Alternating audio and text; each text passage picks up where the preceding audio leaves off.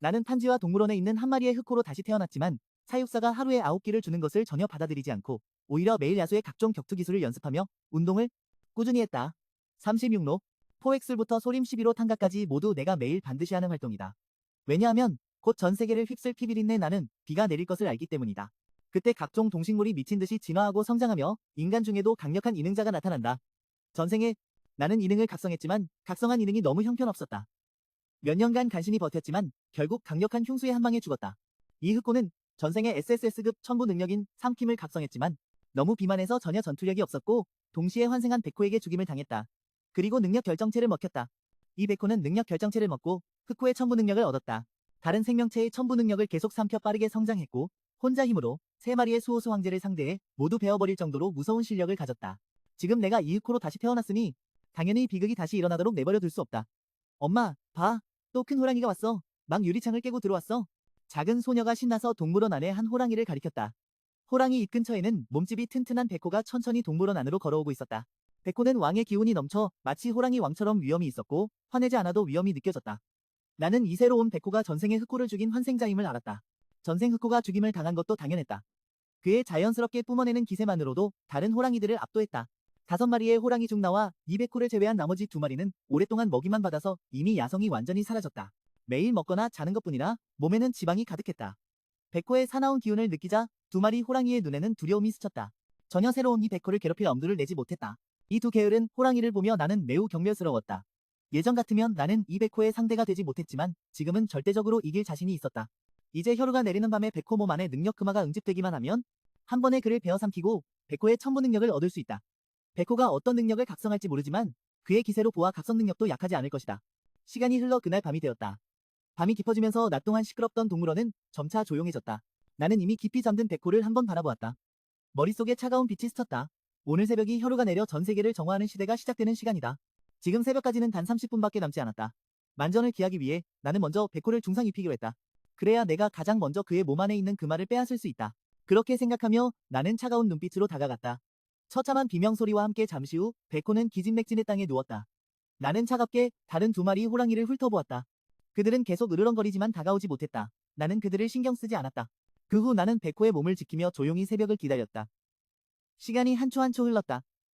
귀청이 터질 듯한 천둥 소리가 갑자기 울려 퍼졌고 하늘은 갑자기 어두워졌다. 빽빽한 먹구름이 하늘 전체를 가렸다. 드디어 시작되었다. 이 모습을 보며 내 호랑이 눈동자에 금빛이 번쩍였다.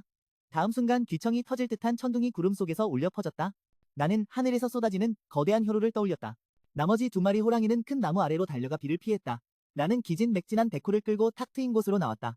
온몸으로 혈우의 세례를 받으며 조금도 피하지 않았다. 이 전례 없는 혈우는 전 세계 생명체 진화의 핵심이자 진화에 필요한 에너지 원천이다. 혈우의 에너지를 직접 받아들이면 첫 진화가 더욱 완벽해진다. 폭우 속에서 나는 눈을 꼭 감고 혈우가 온몸을 씻어내도록 내버려 두었다. 점점 내 몸에 이상한 느낌이 들기 시작했다. 온몸을 타고 도는 뜨거운 느낌이 갑자기 생겨났다. 그 열기는 점점 강해졌다. 마치 불에 타는 듯해 나는 참지 못하고 크게 웃음을 터뜨렸다. 내 몸속 세포가 미친 듯이 돌연변이하고 있었다. 강렬한 신체 분열감이 점차 내 의식을 삼켜갔다. 내 몸이 변하는 동시에 옆에 있던 백호도 몸을 떨며 매우 고통스러워했다. 내가 발톱으로 낸 상처가 눈에 보일 정도로 빠르게 아물고 있었다. 큰 나무 아래 숨어있던 2마리 호랑이도 불안한 낮은 으르렁거림을 내뱉었다. 동물원 전체에서 때때로 어떤 동물의 울음소리가 들렸지만 천둥소리에 묻혀 아무도 알아채지 못했다. 얼마나 지났는지 모르겠다. 내 몸속 고통이 마침내 사라졌다. 지금 내 몸집은 원래 3m에서 5m로 커졌고 검은 털은 더욱 윤기 있고 어두운 질감으로 변해 거칠고 단단해져 마치 강철 바늘 같았다. 날카로운 발톱은 금속이 얽힌 듯 빛나며 놀라운 한기를 발산했다. 내 안에 담긴 강력한 힘을 느끼며 나는 하늘을 향해 포효했다. 동시에 혈맥이 각성하는 듯한 기억이 머릿속에 떠올랐다. 삼킴, 다른 생명체의 천부 능력을 계속 삼켜 자신의 것으로 만드는 능력. 역시 삼킴 능력이었다.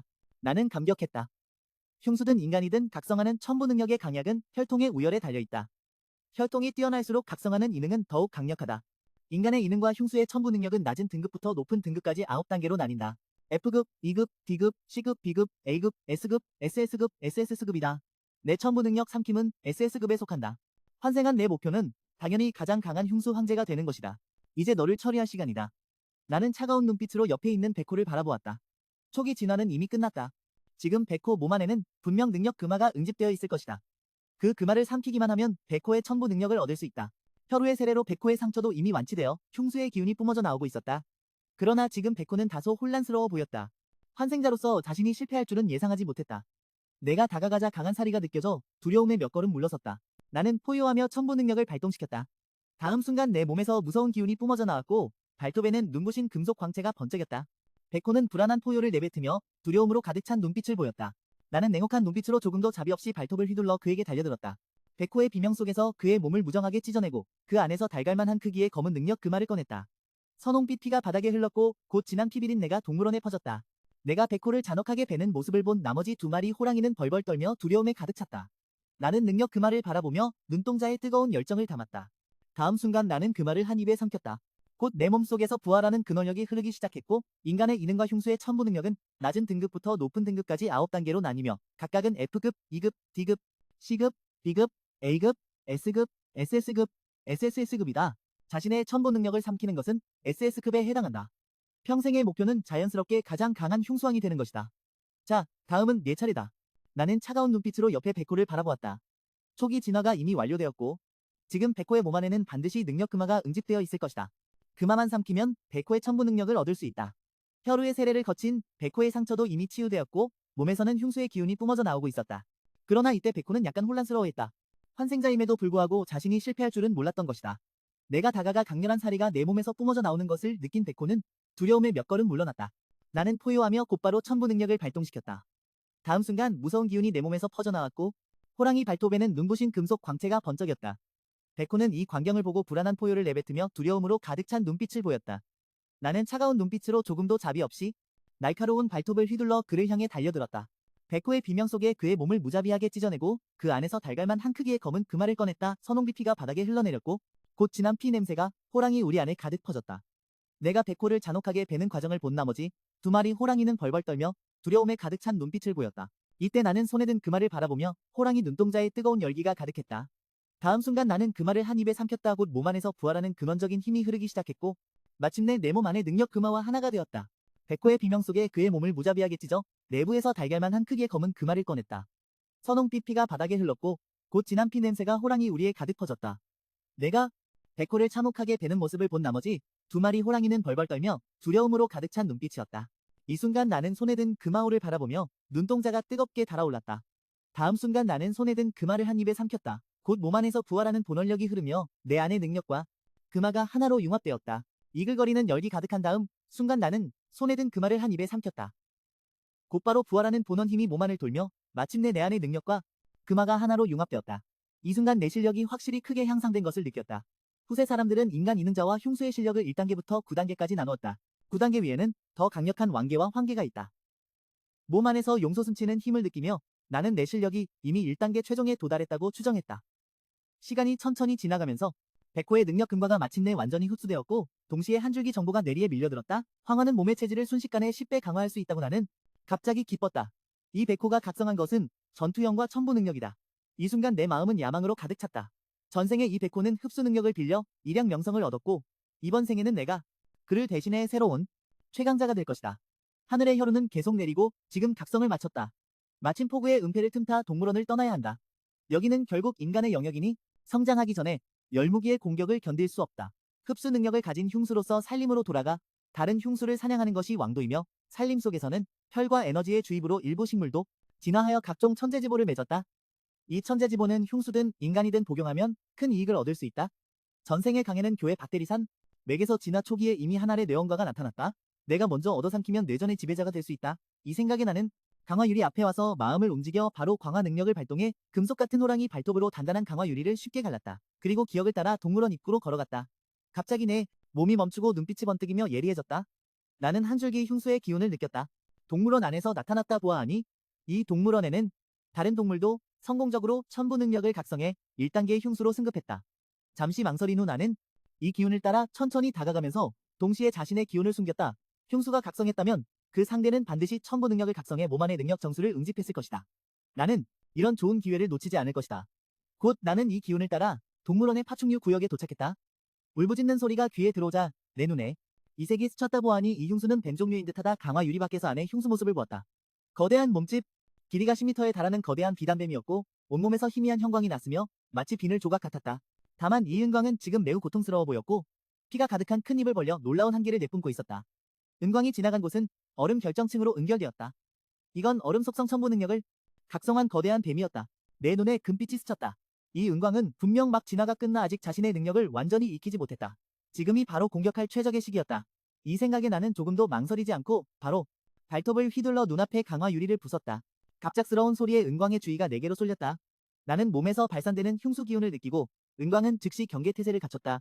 혀 속에서 빛이 반짝였다. 나는 망설임 없이 광화 능력을 발동했다. 곧 무서운 힘이 전신을 휘감으며 몸집이 순간 커져 은광을 향해 돌진했다. 은광은 포효하며 거대한 뱀꼬리를 휘둘러 나를 쓸어버리려 했다. 전생에 흉수와 싸운 경험이 있어 나는 쉽게 은광의 공격을 피하고 단단한 호랑이 발톱으로 상대 몸의 기회를 틈타 내리쳤다. 검은 금속이 얽힌 듯한 발톱이 은광 몸에 쉽게 큰 붉은 상처를 남겼고 피가 즉시 분출되었다. 은광은 고통에 몸부림치며 비참한 울음을 냈다. 나는 갑자기 큰 입을 벌려 놀라운 한기를 내뿜으며 은광을 향해 쏘아댔다.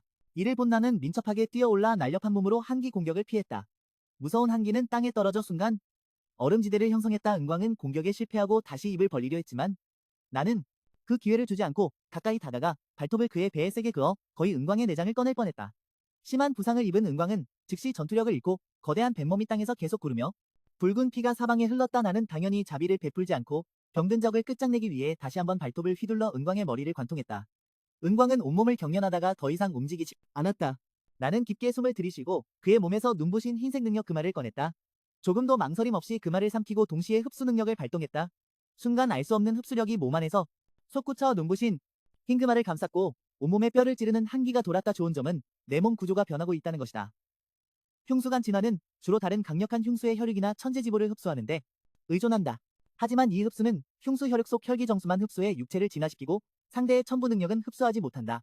두 흉수의 혈맥이 매우 맞아야 하며 최소한 동종이어야 약간의 확률이 있다. 하지만 내 흡수 능력은 어떤 흉수의 첨부 능력도 100% 흡수할 수 있다. 잠시 후 내 암흑 마법 위에 갑자기 한 겹의 서리가 번쩍였고 내 눈에 기쁨이 스치며 동시에 뇌리에 한 줄기 정보가 추가되었다. 빙서 토기벽 첨부 능력은 한기를 내뿜을 수 있다. 나는 참을 수 없어 크게 입을 벌려 무서운 한기를 내뿜어 은광 시체 위에 떨어뜨렸다. 순간 은광 시체 위에 얼음 결정층이 응결되었다. 나는 매우 만족했다. 비록 비급 첨부 능력이지만 나는 전혀 싫어하지 않는다. 첨부 능력이 하나 더 있다는 것은 적에 대한 수단이 하나 더 늘어난 것이고 내가 계속 진화하면 이 한기 토기의 위력도 계속 향상될 것이다. 원거리 공격 수단을 하나 더 얻은 셈이다. 다음은 이 동물원을 떠날 차례다. 나는 한 손바닥으로 은광 시체 위 얼음 결정을 깨뜨리고 크게 입을 벌려 거대한 뱀의 혈육을 뜯어먹기 시작했다. 은광은 막 각성했지만 혈육에는 여전히 상당한 에너지가 담겨 있었다. 배부르게 먹은 후 나는 당당하게 동물원을 떠났다. 당하왕은 거리에서 전력 질주하며 목적지는 대리산맥으로 뇌원과를 차지하기 위해서였다. 비록 지금 혈우가 내리고 진화의 길이 열렸지만 대리산맥에도 많은 야수가 있었으나 그들은 모두 영지가 열리지 않은 상태로 본능에 따라 계속 서로를 학살했기에 아마도 뇌원과 같은 보물에는 신경 쓰지 않을 것이다. 어느 날 아침 이전 세계를 휩쓴 혈우가 마침내 멈췄다. 공기 중에 퍼진 희미한 피냄새와 아직 토양에 스며들지 않은 혈액을 제외하면 모든 것이 평소와 다름없었다. 하지만 판지와 동물원은 갑자기 공지를 발표해 전시를 중단하고 동물원을 점검과 보안 작업을 위해 폐쇄한다고 외부에 알렸다. 동물원 내 모든 직원은 급히 그 검은 호랑이를 찾느라 분주했다. 혈우가 마침내 멈추었다. 공기 중에 퍼진 옅은 피냄새와 아직 땅에 스며들지 않은 피 외에는 모든 것이 평소와 다름없었다. 하지만 판지와 동물원은 갑자기 공지를 발표하며 전시를 중단한다고 알렸다. 동물원 측은 점검과 보안 작업을 위해서라고 밝혔다. 동물원 내 모든 직원들은 그 검은 호랑이를 찾느라 분주하게 움직이고 있었다. 한편 인터넷은 들끓기 시작했다. 점점 더 많은 사람들이 어젯밤의 기묘한 혈우에 대해 이야기했다. 너희들 느꼈어? 어제 비가 이상했어. 모든 직원들이 급히 그 검은 호랑이를 찾느라 분주했다. 한편 인터넷도 들끓기 시작했다. 점점 더 많은 사람들이 어젯밤의 기이한 혈우에 대해 토론하기 시작했다. 너희도 느꼈지? 어제 비가 이상했어. 나도 그런 느낌이 들었어. 방금 나갔을 때 온통 은은한 피냄새가 났어. 내 후각에 문제가 생긴 줄 알았어. 오늘 나서자마자 웅덩이를 밟았는데 그게 피 웅덩이였어. 너희도 맞춰봐. 여러분, 단순한 피비가 아니라 내 애완동물도 갑자기 큰 변화를 겪었어. 그때 한 네티즌이 게시글을 올렸고 그 밑에 영상도 첨부했어. 수많은 호기심 많은 네티즌들이 영상을 클릭했고 곧 그 장면에 놀라고 심지어 겁먹었어. 영상 속 네티즌 집에 있던 한 마리 큰 황색개가 마치 미친 듯이 사람을 먹었어. 결국 경찰이 와서 사살했지만 6명의 부상자가 발생했어. 이런 상황이 많았고 모두 하룻밤 사이에 나타났어. 네티즌들은 너무 긴장하며 이게 도대체 무슨 일인지 토론했지. 어떤 사람들은 어젯밤의 피비와 관련 있다고 추측했어. 그리고 나는 하루 밤낮을 걸어 마침내 강해시 교회의 대리산맥에 도착했어. 번개원과가 대리산맥 깊은 곳에 있기 때문에 나는 한순간도 쉬지 않고 계속 달렸어. 이 번개원과는 반드시 얻어야 해. 전생의 기억에 따르면 전생의 이 번개원과는 거대한 곰이 삼켜서 그 힘을 얻었고 결국 강력한 흉수로 강해시를 휩쓸며 사람들은 이를 번개거곰이라 불렀어. 이로써 이 번개원과의 특별함을 알 수 있어. 이런 영물은 절대 쉽게 놓쳐서는 안 돼. 전생에 그 거곰도 이 기회를 얻은 것은 행운이었지. 하지만 이번 생에는 번개원과가 오직 내 것이야. 점점 이 일에 관한 정보가 머릿속에 더 선명해지고 내 마음도 조급해졌어. PB가 시작된 지 하루 밤낮이 지났어. 그 번개원과가 이미 거곰에게 먹혔는지 모르겠어. 이런 천재지변은 너무 눈에 띄어서 문제가 생기면 근처의 흉수들이 모두 싸울 거야. 이 생각에 나는 다시 속도를 올렸어. 가는 길에 온갖 야수들이 피했어. 나를 따라잡히면 나는 아무렇지 않게 죽였지. 하지만 적지 않은 야수들이 저기를 드러냈어. 솔직히 PB가 그들에게 큰 용기를 준 거야. 동시에 대리산맥 깊은 곳에서 억눌린 야수들의 포효가 끊임없이 들려왔어. 약한 야수들은 산맥 외곽으로 도망쳤고 이미 각성한 흉수들은 포효로 각자의 영역을 알렸어. 그 많은 흉수들 사이에 가지와 잎이 은백색인 특이한 나무가 자라고 있었어. 나무 꼭대기에는 온몸이 은백색이고 번개처럼 촘촘한 무늬가 있으며 반짝이는 열매가 열려 있었어. 현장에 있는 모든 흉수들은 뜨거운 눈빛으로 그 은색 열매를 응시했어. 영지는 열리지 않았지만 직감으로 그 열매를 삼키면 더 강해질 수 있고 이 살림의 지배자가 되어 마음대로 할 수 있다고 느꼈어. 그래서 점점 더 많은 야수들이 낮게 으르렁거리거나 불안하게 앞발로 땅을 파며 조금씩 그 은색 열매에 다가갔어. 모든 흉수들 앞에는 이미 각성한 3마리 흉수가 있었어. 그들은 더 크고 위압적인 기운을 내뿜어 다른 흉수들은 감히 움직이지 못했지. 은나무 바로 앞에는 온몸에 단단한 가시털이 난검은 멧돼지가 있었고 누런 송곳니에는 피 냄새가 났어. 멧돼지 맞은편에는 은백색 거대 늑대가 있었어. 거대 늑대는 몸길이 2m 교활한 눈빛을 지녔고 불안하게 땅을 파고 있었으며 입에서는 불꽃을 내뿜고 있었어. 멧돼지와 은백 거대 늑대의 기세만으로도 대부분 흉수들을 위압했어. 그러나 지금 그들은 시선을 하나로 모아 또 다른 거대한 검은 그림자를 바라보고 있었어. 한 마리 키가 5m에 달하는 거대한 곰이 사람처럼 살림에 앉아 있었고 사나운 눈빛으로 멧돼지와 은백 거대 늑대를 번갈아 바라봤어. 3마리 가장 강한 흉수들은 서로를 경계하며 은색 열매를 차지하려고 했어. 갑자기 은색 열매 위에 빛이 반짝이며 현장에 있는 흉수들의 시선을 끌었어. 번개원가가 완전히 성숙해 떨어질 때가 되었고 그 흰빛이 깜박이기 시작했어. 동시에 매우 매혹적인 향기가 끊임없이 퍼졌어. 거곰, 멧돼지, 은백거대 늑대의 눈에 탐욕이 번졌고 어떤 흉수는 참지 못하고 큰 소리로 으르렁거리며 빠르게 영지로 돌진했어. 심지어 무차별적으로 앞에 있던 흉수들을 공격했지. 다른 흉수들도 이에 질세라 거의 동시에 돌진했어. 영지에서 수십 미터 떨어진 곳의 몸길이 1m. 근육질의 흰 토끼가 붉게 빛나는 눈으로 흉수무리 속으로 뛰어들었어. 그의 단단하고 큰 앞니는 무적의 무기가 되어 다른 흉수의 몸속을 깊게 찔렀어. 흰 토끼의 하얀 털에는 선명한 붉은 피가 묻었고 이는 그의 잔혹함을 더욱 자극했어. 그는 두 다리로 힘껏 밀어내며 순식간에 5m를 뛰어올라 온몸이 회갈색이고 두꺼운 비늘로 덮인 천상갑 위에 떨어졌어. 천상갑이 반응하기도 전에 두 개의 하얀 앞니가 그의 몸속 깊숙이 밝혔어. 천상갑은 고통스러운 울음을 내며 눈꽃처럼 흩날리는 비늘들이 사방으로 튀었어. 몇 분 만에 천상갑의 단단한 비늘은 모두 흰 토끼에게 찢겨나갔고 피투성이 몸은 상처투성이었어. 결국 10초도 버티지 못하고 크게 쓰러졌어. 흰 토끼는 속도를 줄이지 않고 은나무 쪽으로 달렸고 그가 노린 흉수들은 모두 그의 날카로운 앞니를 피하지 못했어. 한편은 백거대 늑대는 민첩한 움직임으로 수차례 검은 멧돼지의 돌진을 피했고 입에서 뿜어내는 무서운 불꽃으로 주변을 용광로로 만들었어. 흉수들이 그 안에 들어가면 금세 타버렸지. 시간이 흐르면서 현장의 흉수들은 거의 다 죽었고 대부분은 서로 싸우다 죽었어. 검은 거곰, 멧돼지, 은백거대 늑대를 제외하면 2마리 부상 입은 흉수만 남았어. 심지어 처음에 매우 용맹했던 흰토끼도 영지에서 5m도 안 되는 곳에 쓰러져 온몸이 이미 피로 젖어 있었어. 그때 검은 거곰이 갑자기 방향을 바꿔 멧돼지와 거대 늑대를 포기했어. 고민가는 일어나 거대한 앞다리를 휘둘러 가까운 두 흉수를 내리쳤어. 둔탁한 소리와 함께 두 흉수가 쓰러졌고 다른 흉수들이 개입하지 않아 현장에는 가장 강한 세 흉수만 남았어. 은백거대 늑대는 상황이 좋지 않음을 깨닫고 계속 검은 멧돼지에게 낮게 으르렁거리며 멧돼지가 거곰에게 돌진할 때 옆에서 협력했어. 검은 멧돼지는 은백, 거대 늑대가 자신과 협력하려는 걸 이해하고 경계를 풀었어. 둘이 힘을 합쳐 검은 거곰을 먼저 쓰러뜨리려 했지. 순간 두 개의 차가운 빛이 번쩍이며 은백 거대 늑대의 날카로운 앞발이 먼저 거곰의 앞어깨를 찔렀어. 하지만 거곰은 피부가 두껍고 살이 단단해 그 정도 상처는 아무것도 아니었어. 검은 멧돼지는 이를 보고 맹렬히 돌진해 무시무시한 송곳니로 거곰의 상처를 찔렀어. 그러나 곧 거곰에게 세게 맞아 날아갔지. 동시에 거곰의 체형이 갑자기 커지고 온몸에서 눈부신 금빛이 뿜어져 나왔어.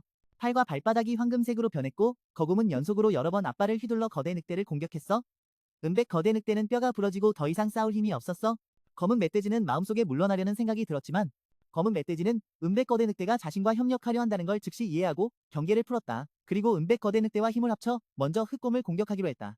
순간 두 개의 차가운 빛이 번쩍이며 은백 거대 늑대의 날카로운 앞발이 흑곰의 앞어깨를 먼저 찔렀다. 하지만 거대한 곰은 피부가 두껍고 살이 단단해 이 정도 상처는 아무것도 공각 아니었다. 검은 멧돼지는 이 광경에 겁을 먹고 물러서려 했지만 예상치 못하게 흑곰의 속도가 매우 빨라 그가 반응하기도 전에 거대한 곰발이 그의 몸을 관통했다. 검은 멧돼지는 이를 보고 맹렬히 돌진하며 무시무시한 송곳니로 곰의 상처를 정면으로 찔렀다.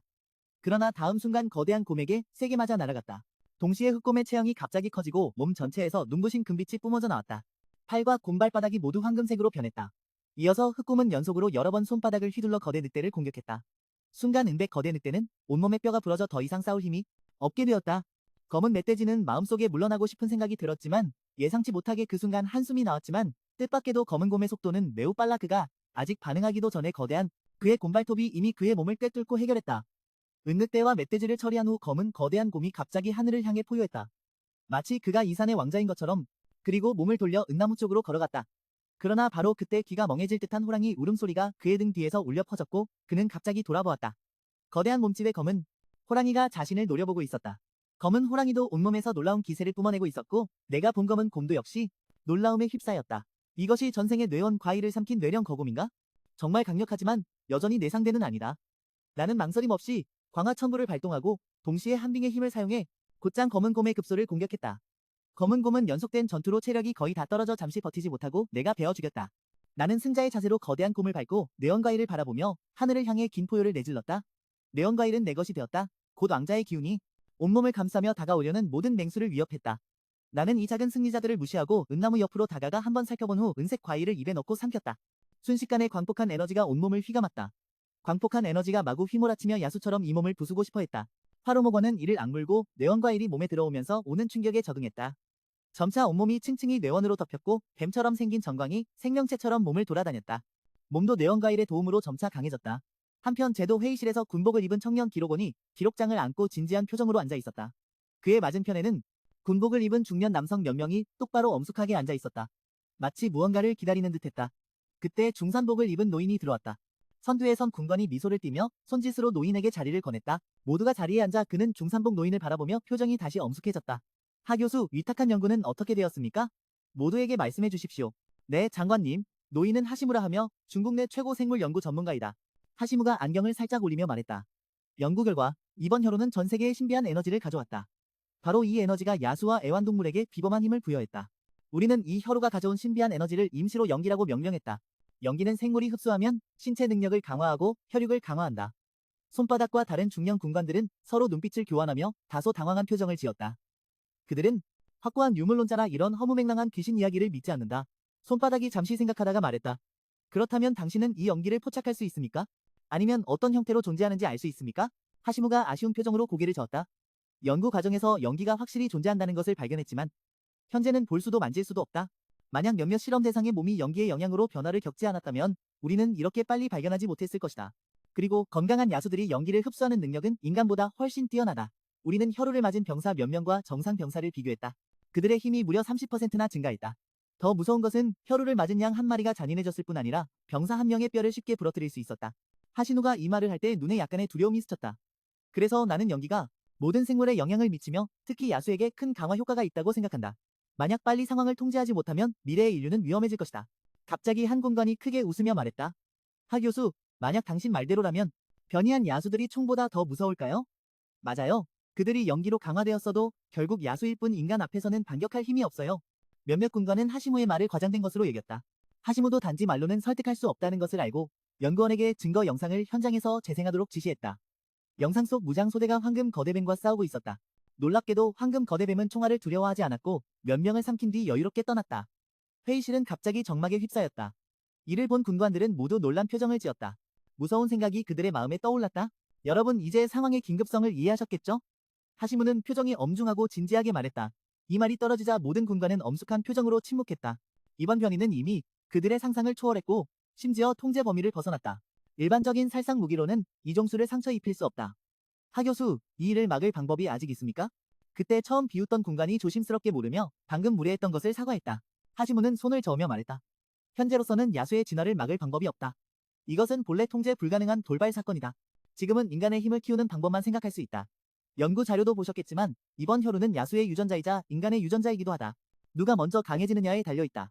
이를 듣고 군관들은 모두 눈이 반짝였다. 하 교수 말씀을 들으니 해결책을 이미 생각하신 것 같군요. 네. 방법은 매우 간단하다. 인원을 조직해 야외로 나가 진화한 야수를 사냥하고 전문가를 파견해 그들의 혈맥을 추출한다. 이를 통해 인간의 힘을 빠르게 강화하는 방법을 찾는 것이다. 단, 일반인은 직접 그들의 혈육을 삼키면 안 되며 반드시 처리 과정을 거쳐야 한다. 그렇지 않으면 예상치 못한 변화가 일어난다. 한편 내 몸을 감싸던 번개빛은 이미 사라졌고 뇌원과일의 에너지는 완전히 흡수되었다. 나는 흥분된 표정으로 호랑이 발톱을 응시했다. 호랑이 발톱 위에는 번개가 반짝이며 일반 번개보다 더 무서워 보였다. 이것은 뇌원과일을 삼킨 후 얻은 새로운 능력, 번개 조종이다. 마음을 살짝 움직이자 호랑이 발톱에 붙은 번개가 갑자기 뿜어져 나와 세 사람이 안고도 굵은 나무 한 그루를 뚫었다. 나는 매우 만족했다. 시선을 검은 거대한 곰의 시체로 옮겼다. 이 검은 거대한 곰은 혈우를 맞고 특수 능력을 각성했으며 그 혈육은 평범한 것이 아니었다. 또한 몸 안에는 아직 사라지지 않은 능력이 있어 내가 흡수하기를 기다리고 있었다. 전생의 뇌령 거곰의 실력은 세상을 놀라게 했다. 그는 강력한 번개 공격력 외에도 매우 뛰어난 방어 능력을 가졌다. 금강변을 펼치면 본체는 금강불패 상태에 들어가 일반 공격으로는 방어를 뚫기 어렵다. 이제 검은 곰의 능력을 삼키면 나는 금강변 능력을 얻을 수 있다. 말하자면 바로 실행에 옮겼다. 나는 거대한 호랑이 발톱을 휘둘러 검은 곰 시체를 계속 뒤졌다. 오랜 탐색 끝에 검은 곰의 가슴 부위에서 금빛 능력 결정액을 찾았다. 나는 망설임 없이 바로 한 입에 삼켰다. 사과할게요. 하시무가 손을 흔들며 말했다.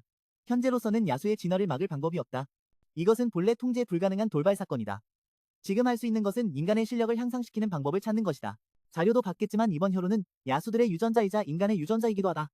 누가 먼저 강해지느냐의 문제다. 이를 들은 모든 군관들은 눈빛이 반짝였다. 하 교수 말씀을 들은 이 해결책을 이미 생각하신 것 같군요. 응, 방법은 아주 간단하다. 인원을 조직해 야외로 나가 진화한 야수들을 사냥하고 전문가를 파견해 그들의 혈맥을 추출한다. 이를 통해 인간의 실력을 빠르게 강화할 방법을 찾는 것이다. 단, 일반인은 그들의 혈육을 직접 삼키면 안 된다. 반드시 처리 과정을 거쳐야 한다. 그렇지 않으면 예상치 못한 변화를 겪게 될 것이다. 한편 내 몸을 감싸던 번개빛은 이미 사라졌고 뇌원과의 에너지는 완전히 흡수했다. 나는 신이 난 표정으로 호랑이 발톱을 응시했다. 발톱 위에는 번개가 번쩍이며 일반 번개보다 훨씬 무서워 보였다. 이것은 뇌원과를 삼킨 후 얻은 새로운 능력, 번개 조종이다. 마음을 조금 움직이자 발톱 위에 번개가 갑자기 폭발하며 세 사람의 굵기만 한 나무 한 그루를 뚫었다. 나는 매우 만족하며 시선을 검은 거대곰의 시체로 돌렸다. 이 흑곰은 혈우를 맞고 특별한 능력을 각성했다. 그 혈육은 평범하지 않고 몸 안에는 아직 사라지지 않은 능력이 있어 내가 흡수하기를 기다리고 있다. 전생의 뇌뢰 거대곰은 그 실력이 세상을 놀라게 했다. 그는 강력한 뇌뢰의 공격력 외에도 매우 뛰어난 방어 능력을 가졌다. 금강변을 발동하면 본체는 금강불패 상태에 들어가 일반 공격으로는 방어를 뚫기 어렵다. 지금 흑곰의 능력 금화를 삼키면 금강변 능력을 얻을 수 있다. 말하자면 바로 실행에 옮긴 것이다. 나는 거대한 호랑이 발톱을 휘둘러 흑곰 시체를 계속 파헤쳤다. 오래 찾아다니다가 흑곰의 가슴 부위에서 금빛 능력 결정액을 발견했다. 나는 조금도 망설임 없이 바로 한 입에 삼켰다. 곧 거대한 에너지가 몸 안을 흐르기 시작했다. 상쾌한 기분에 나는 하늘을 향해 길게 포효했다. 방금 뇌원가를 소화한 후 내 실력은 이미 1단계 중기 정점에 도달했으며 지금 흑곰의 능력 정수를 삼킨 후 실력은 1단계 후기까지 올랐다. 전생의 뇌령 거대곰은 놀라운 실력을 지녔다. 살상력이 뛰어난 뇌령의 힘 외에도 매우 강력한 방어 능력을 가지고 있었다. 금강변을 펼치면 본체가 금강불개 상태에 들어가 일반 공격으로는 방어를 뚫기 어렵다. 지금 나는 흑곰의 능력을 삼키면 금강변 능력을 얻을 수 있다. 바로 실행했다. 거대한 호랑이 발톱을 휘둘러 흑곰 시체를 뒤졌다. 오래 찾아 흑곰 가슴에서 금색 능력 결정액을 발견했다. 주저없이 한 입에 삼켰다고 거대한 에너지가 몸 안을 돌았다. 쾌감의 하늘을 향해 포효했다. 방금 뇌원과일을 소화한 후 내 실력은 이미 1단계 중기 정점에 도달했는데 흑곰 능력 정수를 삼킨 후 실력이 1단계 후기로 바로 상승했다. 신체 능력도 몇 배나 향상되었다. 지금 내 몸 길이는 이미 10m에 달해 산림 전체에서 거대한 존재로 여겨졌다. 나는 빨리 방금 얻은 능력 금강변을 발휘했다. 금강변은 즉시 온몸을 금색으로 감싸고 호랑이 발톱은 금발톱으로 변해 매우 단단해졌다. 나는 마음속으로 움직여 옆에 있는 거대한 바위를 내리쳤다. 바위는 순식간에 산산조각 났다. 나는 마음속으로 기뻤다. 금강변은 비록 1단계 능력이지만 현 단계에서는 매우 실용적이다. 금강처럼 단단한 몸을 가지면 자신보다 강한 맹수와도 싸울 수 있어 최소한 자기 방어는 가능하다. 바로 그때 하늘에서 갑자기 소리가 들려왔다. 나는 호랑이 눈을 좁히고 경계하며 소리가 나는 방향을 보니 산맥 위에 몇 대의 헬리콥터가 나타나 무언가를 수색하는 듯했다. 나는 살짝 몸을 낮췄고 마음속에는 큰 파도가 일었다. 이론상 인간이 이렇게 빨리 올 리 없는데 혹시 환생으로 원래의 궤적이 바뀐 걸까?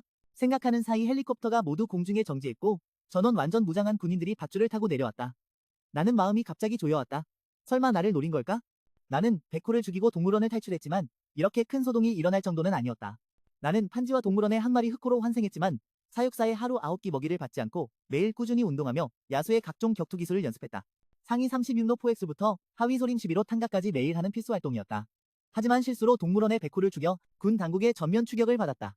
지금 완전 무장한 군인 한 쌍이 검객처럼 앞으로 나아가고 그 뒤에는 2명의 연구원이 있었다. 그들은 방금 숲속에서 검은색으로 움직이는 무언가를 보았지만 숲에 들어가서는 아무것도 발견하지 못했다. 팀장의 군인은 불안한 마음에 뒤를 돌아 두 명의 연구원을 바라보며 잠시 망설이다가 다가가 말했다. 이 교수님, 황조규님, 여기서 먼저 떠나세요. 이곳은 안전하지 않습니다. 이 교수는 손을 흔들며 말했다. 우리가 조심할게요. 게다가 이렇게 많은 사람이 우리를 보호하니 위험하지 않을 겁니다. 설득이 통하지 않자 팀장은 어쩔 수 없이 포기하고 계속 전진했다. 대장, 여기 상황이 생겼습니다. 갑자기 통신기에서 동료의 목소리가 들렸다. 군인은 급히 손짓하며 왼쪽으로 이동했다. 곧 모두가 키가 거의 2m, 길이 4m에 달하는 대형 멧돼지가 코를 킁킁거리며 돌진해 오는 것을 발견했다. 진영을 돌파하려 하니 발포 명령이 떨어졌다. 군인의 얼굴이 창백해졌다. 즉시 명령을 내리자 숲속에서 빽빽한 총성이 울려 퍼졌다. 구리색한 피가 끊임없이 떨어져 바닥을 거의 덮었다. 그러나 그들을 공포에 빠뜨린 것은 멧돼지였다. 멧돼지는 포효하며 몸집이 다시 커지고 몸에는 두꺼운 황토색 갑옷이 나타났다. 그는 총알 세례를 견디며 한 소대를 겨냥해 돌진했다. 날카로운 비명이 울리며 3명의 병사가 멧돼지에 치여 날아가자 땅에 떨어지기도 전에 피를 쏟았다. 죽여라! 군인은 눈을 붉히며 힘껏 내쳤고 맨 앞에서 돌진하며 이 짐승을 채로 만들겠다고 다짐했다. 나머지 병사들도 더욱 힘을 내어 전우의 죽음에 대한 복수심과 분노를 모두 쏟아냈다. 하지만 멧돼지는 총알을 무시했다. 그는 방향을 조정해 다시 돌진했다. 나는 멀리서 이 광경을 보며 속으로 감탄했다. 이 녀석들 참 불운하다. 다른 맹수였다면 이미 잡혔을 텐데 하필 멧돼지를 만났다. 멧돼지의 황토색 갑옷은 토속성 방어 능력이 깨어난 것이 분명했다. 이 멧돼지는 1단계 초반이지만 뛰어난 방어력 덕분에 총알의 위험을 완전히 무시할 수 있었다. 나는 고개를 저으며 이들의 포획 작전을 낙관하지 않았다. 설령 이 멧돼지를 죽인다고 해도 이 병사들은 큰 피해를 입을 것이다. 그때 살아서 대리산맥을 떠날 수 있을지조차 의문이었다. 하지만 지금 이 모든 것은 나와 무관했다. 나는 절대 모습을 드러내 이 인간들을 도우려 하지 않을 것이다. 절대적인 실력을 갖추기 전까지 나는 인간의 시야에 나타나지도 않을 것이다. 전생의 인간일 때는 당연히 맹수의 입에서 살아남기 위해 온갖 수단을 썼지만 지금은 호랑이로 환생해 전생의 경험이 있어 비오리족은 반드시 적대한다는 것을 잘 안다. 결국 인간과 어울리는 것은 매우 위험한 일이다. 나는 다시는 죽고 싶지 않다. 대장, 이 멧돼지 가죽이 너무 두꺼워서 우리의 총알이 전혀 뚫리지 않습니다. 철수 방법을 찾아야 합니다. 숲속에서 한 병사가 군인 곁에서 외쳤다. 그러나 군인은 눈을 붉히고 그의 충고를 듣지 않았다. 그의 눈을 노려라. 나머지 병사들도 더 이상 말없이 이를 악물고 멧돼지를 향해 계속 사격했다. 하지만 이 멧돼지는 가죽이 두껍고 살이 튼튼하며 몸집도 크고 움직임도 매우 빠르다. 눈의 약점을 겨냥하기가 거의 불가능했다. 그때 한 병사가 이 무서운 맹수를 견디지 못한 듯 크게 외치며 갑자기 멧돼지에게 돌진했다.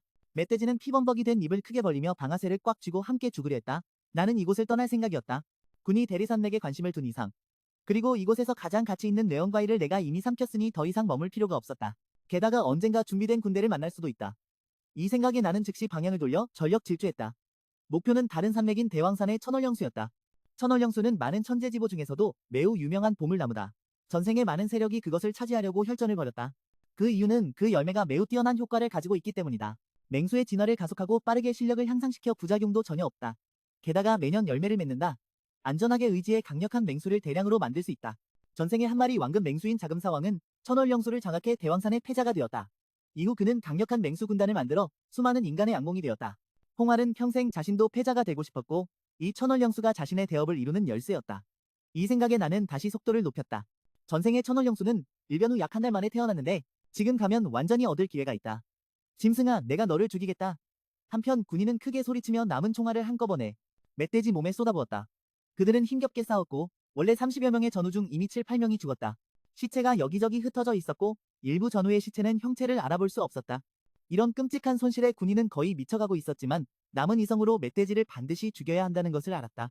살아남아야만 싸움에서 생존할 희망이 있었다. 다행히도 얼마 전 한 전우가 세상에 한 마리의 왕급 흉수, 자금사왕은 천월령수를 다룰 줄 알기에 대왕산의 패자가 될 수 있었다. 이후 그는 더욱 강력한 흉수 군단을 만들어 수많은 인간의 악몽이 되었다. 붉은 활 한 세기 동안 자연스레 한 지역의 패자가 되고 싶었고 이 천월령수는 나중에 내 대업을 이루는 열쇠가 될 것이다. 이 생각에 나는 다시 속도를 냈다. 전생의 천월령수는 일변 후 한 달 정도 지나서 태어났는데 나는 지금 가면 완전히 얻을 수 있는 기회다. 이 자식아, 내가 너를 죽이겠다. 한편 군관은 소리치며 남은 총알을 몽땅 멧돼지에게 쏟아부었다. 그들은 힘겹게 싸워 지금까지 원래 30여 명의 전우 중 70, 80%가 죽었고 시체가 여기저기 널브러져 있었으며 일부 전우의 시체는 형체를 알아볼 수 없을 정도였다. 얻을 것이다. 이 짐승아, 내가 너를 죽이겠다. 한편 장교는 남은 총알을 모두 멧돼지에게 퍼부었다.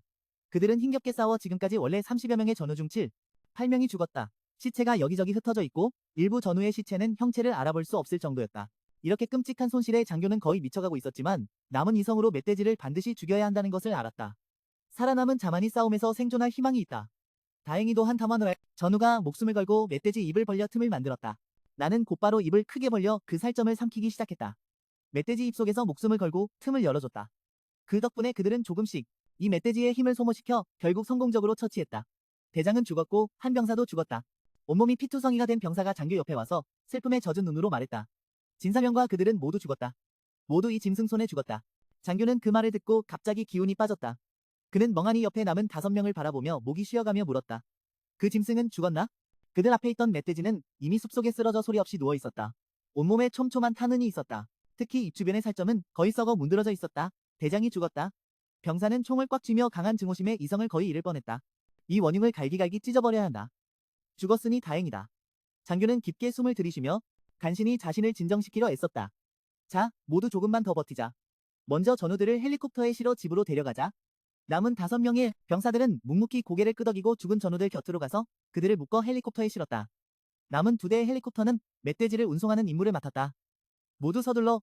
앞에 무슨 일이 있는 것 같다. 더 늦으면 안 된다. 그때 한 헬리콥터 조종사가 갑자기 당황하며 말했다. 장교가 소리를 듣고 고개를 들자 갑자기 그의 동공이 급격히 축소되었다. 거대한 검은 그림자가 갑자기 하늘에서 돌진해왔다. 공중에 헬리콥터가 반응하기도 전에 몇 개의 바람칼날이 뒤따라와 헬리콥터를 직접 타격했다. 헬리콥터가 폭발하며 해체되었고 잔해가 사방으로 흩어졌다. 짐승은 죽어라. 장교가 분노하며 소리쳤고 손에 든 돌격소총으로 검은 그림자를 향해 계속 사격했다. 그것은 거대한 조류였다. 헬리콥터를 파괴한 후 날카로운 거대한 발톱으로 장교와 나머지 5명의 병사를 붙잡았다. 공중으로 올려날아가면서 그들을 갈기갈기 찢어 조각냈다. 3일 후 나는 완전히 강해시를 떠나 외진 산골로 왔다. 3일간 계속 달린 끝에 드디어 약간의 피로를 느꼈다. 그러나 막 쉬려던 순간 가까운 곳에서 갑작스러운 총성이 들려왔다. 나는 즉시 일어나 날카로운 호랑이 눈으로 경계하며 주변을 살폈다. 총성은 여기서 꽤 떨어진 곳에서 터져나왔다. 여러 번 생각한 끝에 나는 그쪽으로 가서 상황을 확인하기로 했다. 잠시 후 나는 산골을 벗어나 완만한 경사면에 도착했다. 눈앞에 펼쳐진 것은 작은 마을이었다. 마을 입구에는 눈에 띄는 3글자가 적혀 있었다. 악어 마을. 마을 위에는 살아있는 듯한 악어 조각상이 있었다. 그러나 지금 이 마을은 이미 혼란에 빠져 있었다. 거대한 악어들이 마을을 휩쓸고 있었다. 그중 가장 큰 악어는 몸 길이가 무려 10m에 달했다. 악어 무리 사이에서 한 인간 무장 부대가 미친 듯이 사격하며 악어들의 공격에 저항하고 있었다. 그러나 이 부대는 거의 마지막 힘을 다한 상태였다. 10m 길이의 거대한 악어를 보며 나는 문득 몇 가지를 떠올렸다. 이 녀석은 피해 굶주린 도살자다. 이 마을이 악어라는 이름을 가진 이유는 이곳이 악어를 전문적으로 사육하는 양식장이기 때문이다. 매일 많은 악어가 도살되어 전국 각지로 운송된다. 식탁 위에 음식이 되거나 가죽 신발, 가방 등 장식품으로 변한다. 그래서 악어 마을은 이익을 맛본 후 계속해서 양식 규모를 확장해왔다. 그러나 예상치 못한 혈우가 이 마을의 대재앙을 가져왔다. 갑작스러운 혈우로 양식장 내 많은 악어가 진화했다. 그중 가장 강한 것은 피해 굶주린 도살자라는 이름의 악어였다. 이 녀석은 혈통이 뛰어나 혈우 후에 피해 굶주림술과 분노 광기술 2가지 첨부 능력을 각성했다.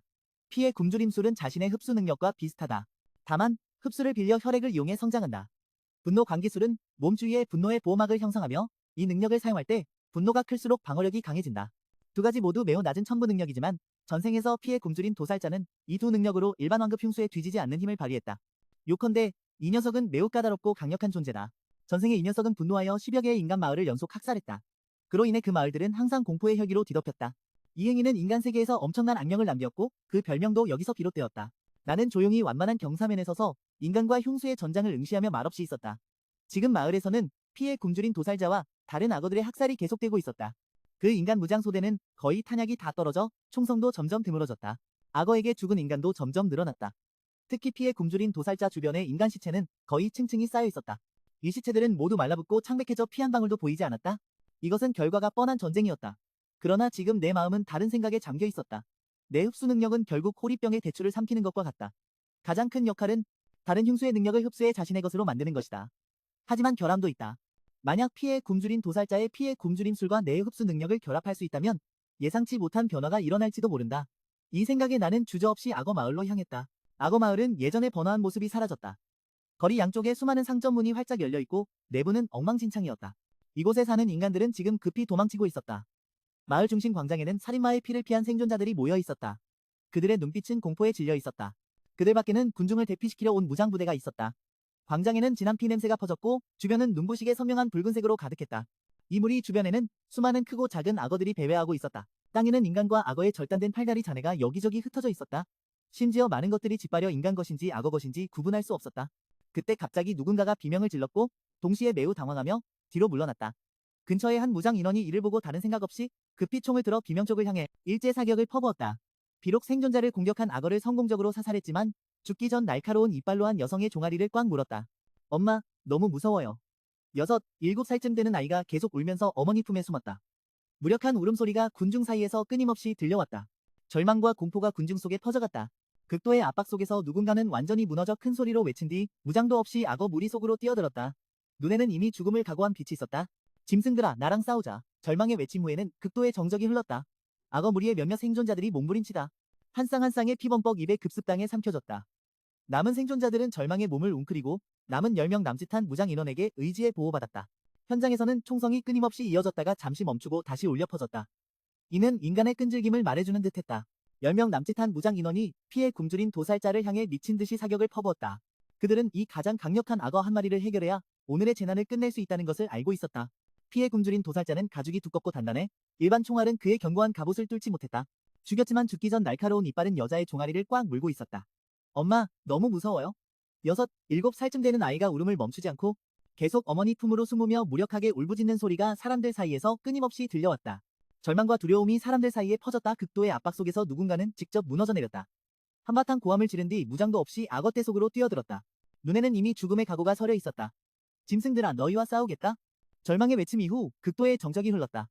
악어떼의 몇몇 생존자가 몸부림치자마자 한 쌍의 피투성이 입이 갑자기 그들을 삼켜버렸다. 남은 생존자들은 절망의 몸을 웅크리고 남은 10명 남짓한 무장 인원에게 기대어 보호받았다. 현장에서는 총성이 끊임없이 울렸다가 잠시 멈췄다가 다시 울려 퍼졌다. 마치 인간의 끈질긴 생명력을 말하는 듯했다. 10명 남짓한 무장 인원들이 피해 굶주린 도살자에게 미친 듯이 사격을 퍼부었다. 그들은 모두 이 가장 강력한 악어를 해결해야 오늘의 재난을 극복할 수 있다는 것을 알고 있었다. 붉은 피도살자는 피부가 거칠고 두꺼워 일반 총알로는 그의 단단한 갑옷을 뚫을 수 없었지만 일부 총알이 비스듬한 각도로 그의 배를 맞춰 피가 튀었다. 고통을 느낀 붉은 피 도살자는 갑자기 입을 크게 벌리고 분노의 포효와 함께 천부 기술인 분노 광기를 발동했다. 순간 온몸에 두꺼운 붉은 갑옷이 형성되었다. 나는 곧바로 입을 크게 벌려 그의 살점을 뜯어먹기 시작했다.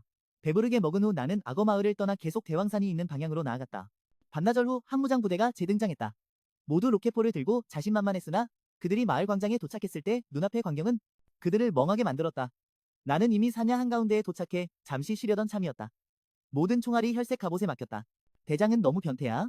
우리는 그의 방어를 뚫을 수 없어. 철수하자. 한 팀원이 탄창을 비우고 리더를 향해 소리쳤다. 계속 이러면 우리는 그에게 지쳐 죽을 수밖에 없어. 반드시 방법을 찾아야 해. 방법이 있겠지? 대장의 대답을 기다리지 않고 또 다른 팀원이 격렬하게 절망하며 외쳤다. 이렇게 오래 싸웠는데 이 녀석은 아직도 멀쩡해. 우리의 총알은 그에게 전혀 위협이 되지 않아. 만약 방법이 있었다면 우리가 이런 상황에 빠지지 않았을 거야. 그럼 어떻게 하자는 거야?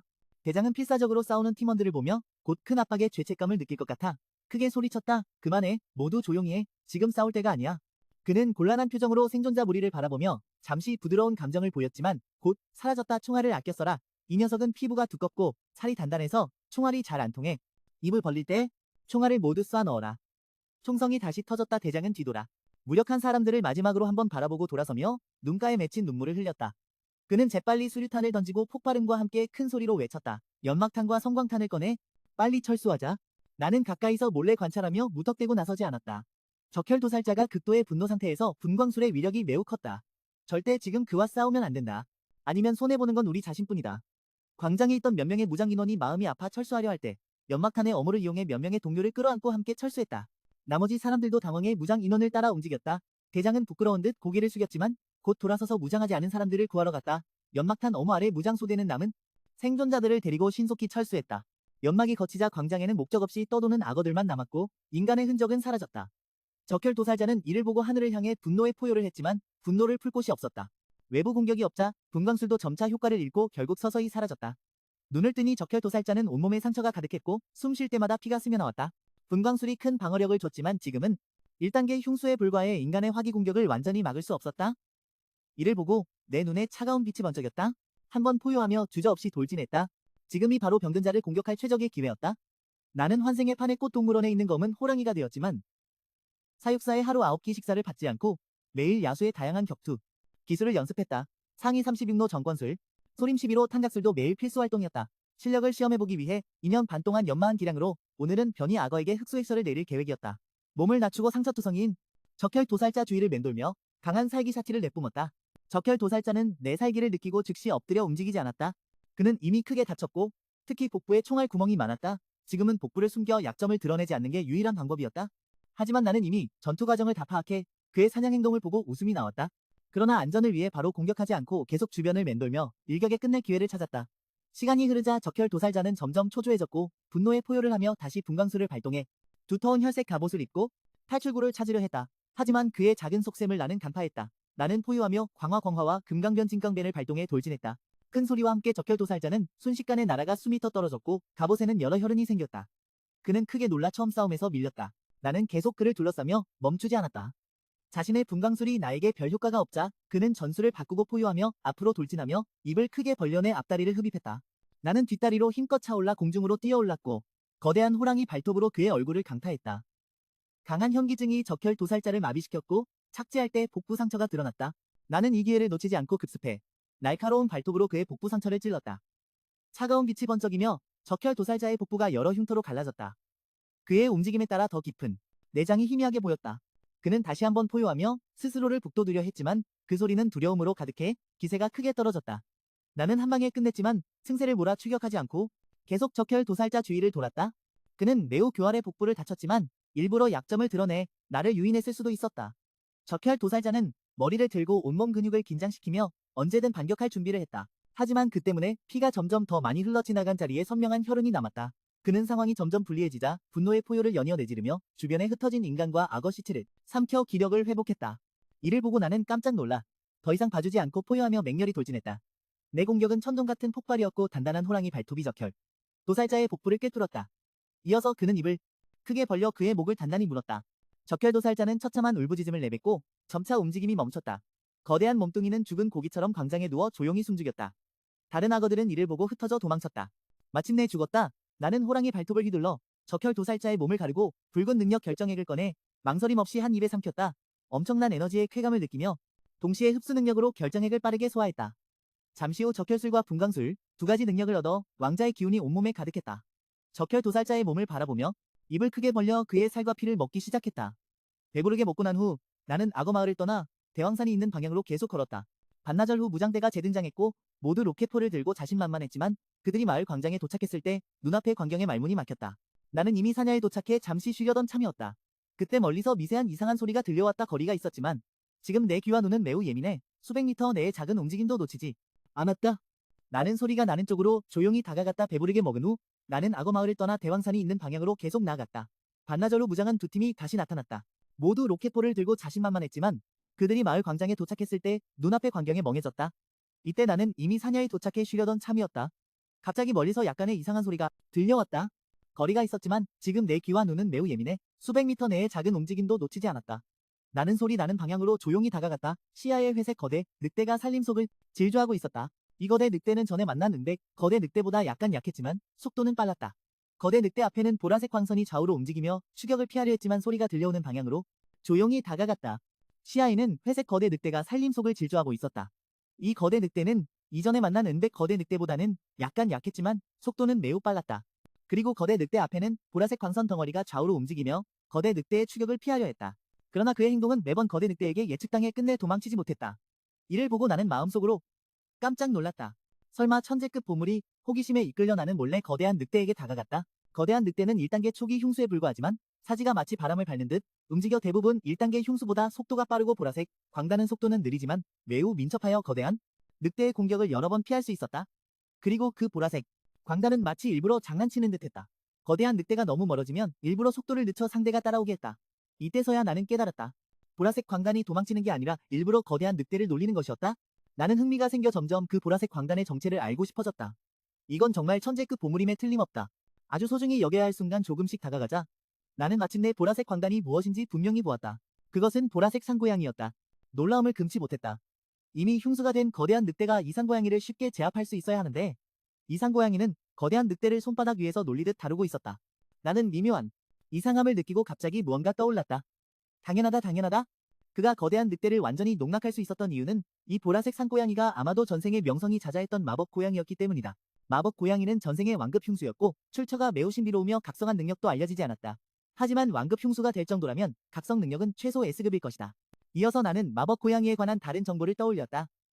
이 녀석은 완급 흉수지만 전설에 따르면 전혀 전투 능력이 없고 각성한 능력도 보조용에 불과하다. 그래서 동급 완급 흉수와 맞서면 상대가 되지 않는다. 그러나 그는 다른 방법으로 이를 보완할 수 있다. 다른 흉수와 합체할 수 있다. 보조용 완급 흉수인 마법 고양이는 다른 흉수와 합체하면 합체 흉수의 실력을 크게 강화할 수 있다. 마법 고양이의 합체가 더해지면 역전승, 급상승 전투, 다수 상대도 문제없다. 원래 이 마법 고양이는 한 마리의 수호자 빙정봉황에게 길들여졌다. 빙정봉황은 흉수 중의 왕자지만 마법 고양이와 합체 후 빙정봉황의 실력이 한층 더 높아져 두 마리의 완급 강자와 동시에 싸워도 밀리지 않는다. 전생에 전설적인 흉수를 만나다니 생각하니 내 마음속에 한 가지 생각이 스쳤다. 만약 내가 이 마법 고양이를 길들인다면 앞으로 강력한 조력자가 하나 더 생기는 셈이다. 생각이 떠오르자 통제할 수 없을 정도였다. 이때 내 시선은 거대한 늑대에게 떨어졌고 호랑이 눈동자의 살기가 떠올랐다. 결심한 후 나는 더 이상 망설이지 않았다. 바로 그때 거대한 늑대도 자신이 앞에 작은 고양이에게 놀림당했다는 것을 깨닫고 하늘을 향해 분노의 포효를 했다. 마법 고양이는 더욱 의기양양해져 가끔 거대한 늑대 주위를 빙빙 돌았다. 하지만 거대한 늑대의 발톱이 거의 닿을 때마다 매우 민첩하게 피하고 다시 상대 앞에 나타났다. 멀리서 청색 거대한 늑대가 더 이상 참지 못하고 있었다. 그의 기운이 갑자기 급상승하며 속도가 급격히 빨라졌다.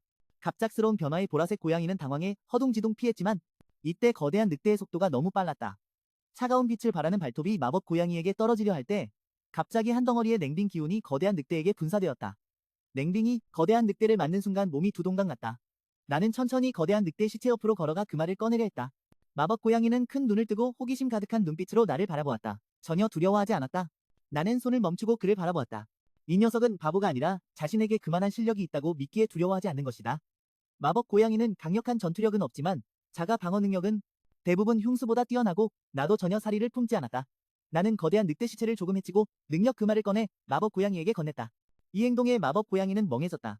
멍해진 그는 곧바로 나에게 다가와 한 발톱을 금화 위에 올렸다. 내가 막지 않자 기뻐하며 금화를 낚아채 한 입에 삼켰다. 잠시 후 그의 몸에서 더욱 찬란한 보라색 빛이 피어올랐고 기운도 서서히 상승했다. 나는 살짝 놀랐다. 금화만으로도 실력을 올릴 수 있다니 모든 흉수가 할 수 있는 것은 아니다. 금화를 다 소화한 후 그는 다시 보라색 빛으로 변해 근처를 자유롭게 날아다녔다. 그리고 좌우로 내 주위를 돌며 고마움을 표현하는 듯했다. 결국 매우 기쁜 울음소리를 몇 차례 냈다. 이 순간 나는 기뻤다. 내 생각이 틀리지 않았음을 확인했다. 이 순간 그만은 마법 고양이에게 호감을 심어주었다. 1시간 후 나는 다시 출발했다. 거대한 늑대 시체는 이미 많이 훼손되어 대부분의 살점은 내 뱃속으로 들어갔다. 내 뒤에서 마법 고양이는 보라색 광단으로 변해 바짝 따라다녔다. 잠시 주변을 날아다니다가 내 등에 올라쉬기도 했다. 나는 방해하지 않았다. 이전 거대한 늑대의 금화로 이미 마법 고양이의 호감을 얻었으니 앞으로 가끔 금화를 줘서 점차 길들일 수 있을 것이다. 결심한 후 나는 다시 속도를 높여 대왕 산맥을 향해 나아갔다. 한편 제도한 실험실에서 하시누는 연구복을 입고 거대한 투명 유리벽 앞에 서 있었다. 그의 시선 앞에는 건장한 군인이 있었다. 하 교수, 두 번째 실험을 진행할까요? 이때 키가 크고 흰색 긴 가운을 입은 여성이 부드럽게 물었다. 하시무는 시선을 거두고 여성을 바라보았다. 이 기간 동안 흉수를 사냥하느라 많은 전사들이 희생되었다. 그래서 힘들게 얻은 연구 성과가 더욱 소중하다. 여성은 심각한 표정으로 말했다. 하 교수님, 우리 모두 그 점을 알고 있습니다. 변이로 나타난 흉수에 대항하기 위해 하성우와 협력하는 군대가 큰 희생을 치렀습니다. 처음 실험체는 하 교수님의 친아들이었지만 한 번의 실험 후 바로 사망했습니다. 하시무는 슬픔을 참으며 실험을 계속했고 친아들의 시신을 이용해 약제를 더욱 강화해 인체에 적합한 강화 약제를 개발했다. 시작합시다. 오랜 시간이 지나 하시무는 고개를 끄덕였다. 말이 끝나자 주변의 모든 연구원이 움직이기 시작했다. 나는 판지와 동물원에서 검은 호랑이로 환생했지만 사육사의 먹이를 받지 않고 하루 굶기를 스스로 먹으며 매일 야수의 각종 격투 기술을 연습했다.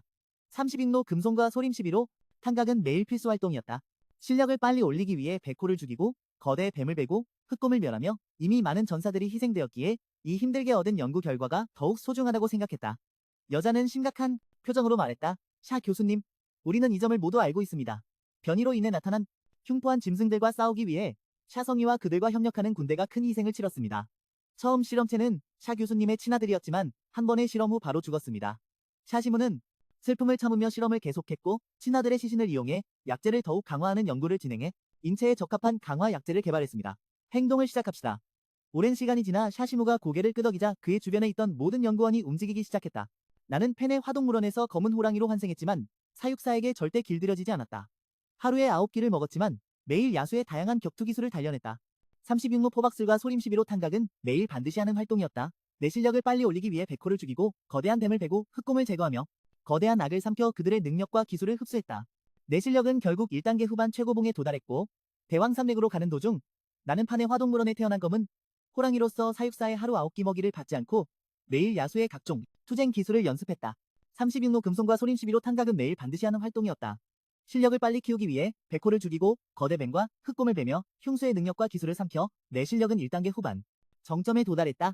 그리고 대왕 산맥으로 가는 도중 마법을 익힌 고양이 한 마리를 성공적으로 길들였다. 한편 인간도 이 능을 얻을 수 있는 강화 약재를 연구해냈다.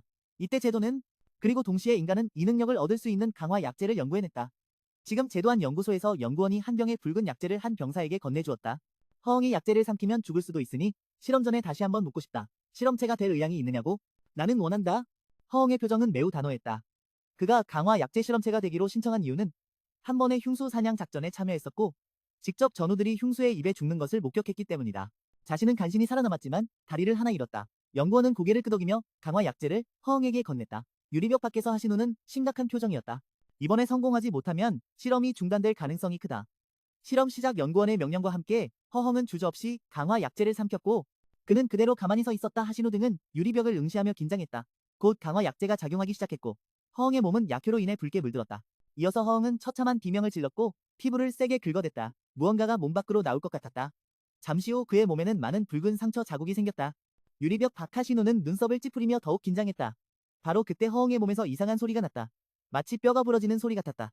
모두의 표정이 변했고 점점 심각해졌다. 그리고 허엉의 온몸에 불꽃이 피어올라 그를 순식간에 불사람으로 만들었다. 교수님 효과가 있습니다. 조수가 옆에서 흥분한 표정으로 말했다. 이 광경을 본 하신우는 크게 기뻐했다. 성공했다. 그는 매우 흥분하며 허엉을 바라보았다.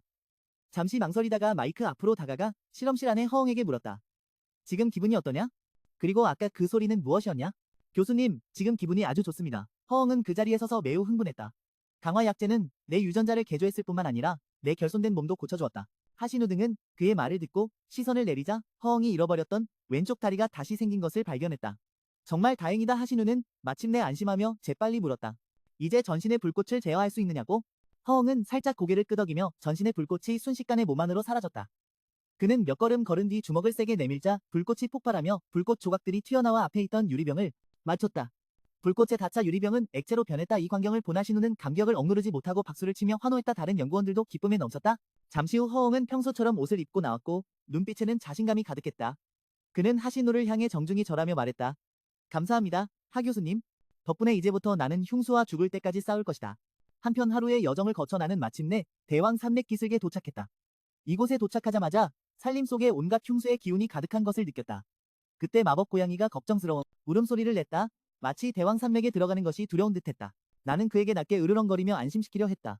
내가 있으니 걱정하지 말라고 잠시 멈춘 뒤 나는 곧장 산맥 깊숙이 천원과수가 있는 곳으로 향했다. 그러나 얼마 가지 않아 거대한 두꺼비 한 마리가 앞을 막았고 마주치자마자 물화살을 내뿜었다. 죽을 줄 모르고 나는 냉큼 코웃음을 치며 손바닥으로 다가오는 물검을 부숴버렸다. 그리고 급히 앞으로 달려가 한 발톱으로 두꺼비를 산산조각 내버렸다. 두꺼비를 처리하고 나는 다시 산맥 깊은 곳으로 걸어갔다.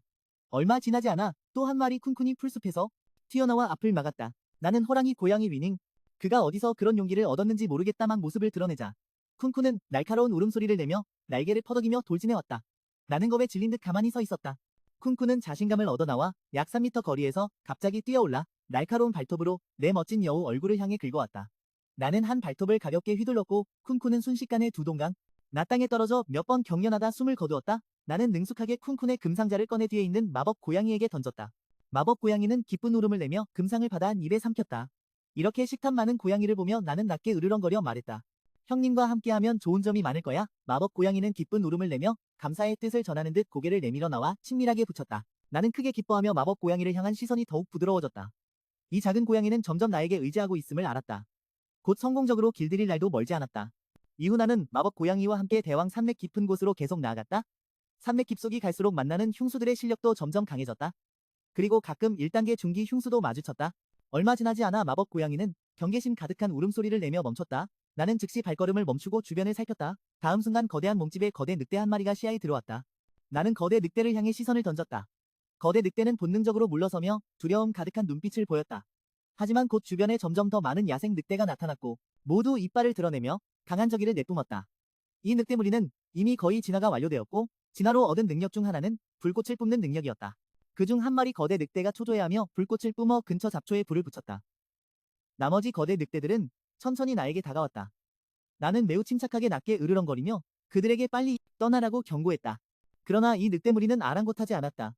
그때 늑대무리 중 몸길이 3m가 넘는 두목 늑대가 나와 하늘을 향해 포효했고 늑대무리는 빠르게 공격해왔다. 겁도 없이 덤비는 녀석들. 나는 냉큼 코웃음을 치며 두려움 없이 거대한 호랑이 발톱을 휘둘러 가장 앞에 있던 늑대를 날려버렸다. 그때 마법 고양이가 분노의 울음을 내며 보라빛 광선으로 변해 내 몸속으로 들어왔다. 나는 순간적으로 힘이 급격히 증가하는 것을 느꼈고 2단계 흉수 수준에 도달했다. 마음속으로 크게 기뻐하며 완급 보조 흉수답다고 생각했다. 마법 고양이의 힘을 얻어 마음이 시원해져 한바탕 포효하며 늑대물이 속으로 뛰어들었다. 절대적인 힘 앞에서 이 늑대들은 전혀 저항하지 못했다. 단 한 번의 공격으로 1단계 거대 늑대 한 마리가 산산조각 났고 모두 이빨을 드러내며 적대감이 강하게 퍼져나가고 있다. 이 늑대 떼는 이미 진화를 거의 완성했고 진화로 얻은 능력은 대체로 불꽃을 뿜는 능력이다. 그중 한 마리 거대 늑대가 초조해하며 불꽃을 뿜어 근처 잡초에 불을 붙였다. 나머지 거대 늑대들은 천천히 나에게 다가왔다. 나는 침착하게 낮게 으르렁거리며 그들에게 빨리 떠나라고 경고했지만 이 늑대 떼는 무시했다. 그때 늑대 떼 중 몸길이 3m가 넘는 우두머리 늑대가 나와 하늘을 향해 포효했다. 그러자 늑대 떼가 일제히 달려들었다. 겁도 없이 날뛰는 녀석들. 나는 냉소하며 두려움 없이 거대한 호랑이 발톱을 휘둘러 맨 앞에 늑대를 날려버렸다. 그때 마법 고양이가 분노의 외침을 내지르고 보라색 빛으로 변해 내 몸속으로 들어왔다. 나는 순간적으로 힘이 급격히 증가해 1단계 흉수 수준에 도달했다. 마음이 들떴다. 역시 완급 보조 흉수다. 마법 고양이의 힘을 얻어 마음이 시원했다. 나는 포효하며 늑대떼 속으로 뛰어들었다. 절대적인 힘 앞에 이 늑대떼는 전혀 저항하지 못했다. 단 한 번의 공격으로 1단계 거대 늑대 한 마리가 산산조각 났고 늑대왕도 2번의 공격을 견디지 못했다. 결국 늑대떼는 모두 내가 도륙했다. 주변은 야생 늑대 시체로 가득했다. 나는 맹렬히 늑대무리 속으로 뛰어들었다. 절대적인 실력 앞에 늑대무리는 전혀 저항하지 못했다. 단 한 번의 공격으로 1단계 거대 늑대 한 마리가 산산조각 났다. 늑대왕조차 2번의 공격을 견디지 못했다. 한순간에 늑대무리가 전멸했고 주변은 야생 늑대 시체로 가득했다. 이 기간 나는 더 중요한 발견을 했다. 이 마법 고양이는 단지 실력을 올려줄 뿐만 아니라 자신에게 방어막도 제공할 수 있어. 마법 고양이와 합체 상태를 해제한 후 나는 머리로 살짝 상대 작은 녀석을 문질렀어. 너 정말 대단해. 너무 좋아. 모든 거대 늑대를 처리한 후 나는 전장을 정리하기 시작했고 일부 능력을 금화에게 나눠줬어. 나는 늑대왕의 심장을 삼켰고 흡수 능력을 발휘해 금화 속 능력을 빠르게 소멸시켰어. 새로운 B급 능력인 여렴 조종을 얻었지. 불꽃의 규모와 위력을 자유롭게 조절할 수 있어. 불꽃을 뿜어내어 만물을 태울 수 있어. 이 능력의 효과를 대략 이해한 후 더 깊게 파고들지 않았어?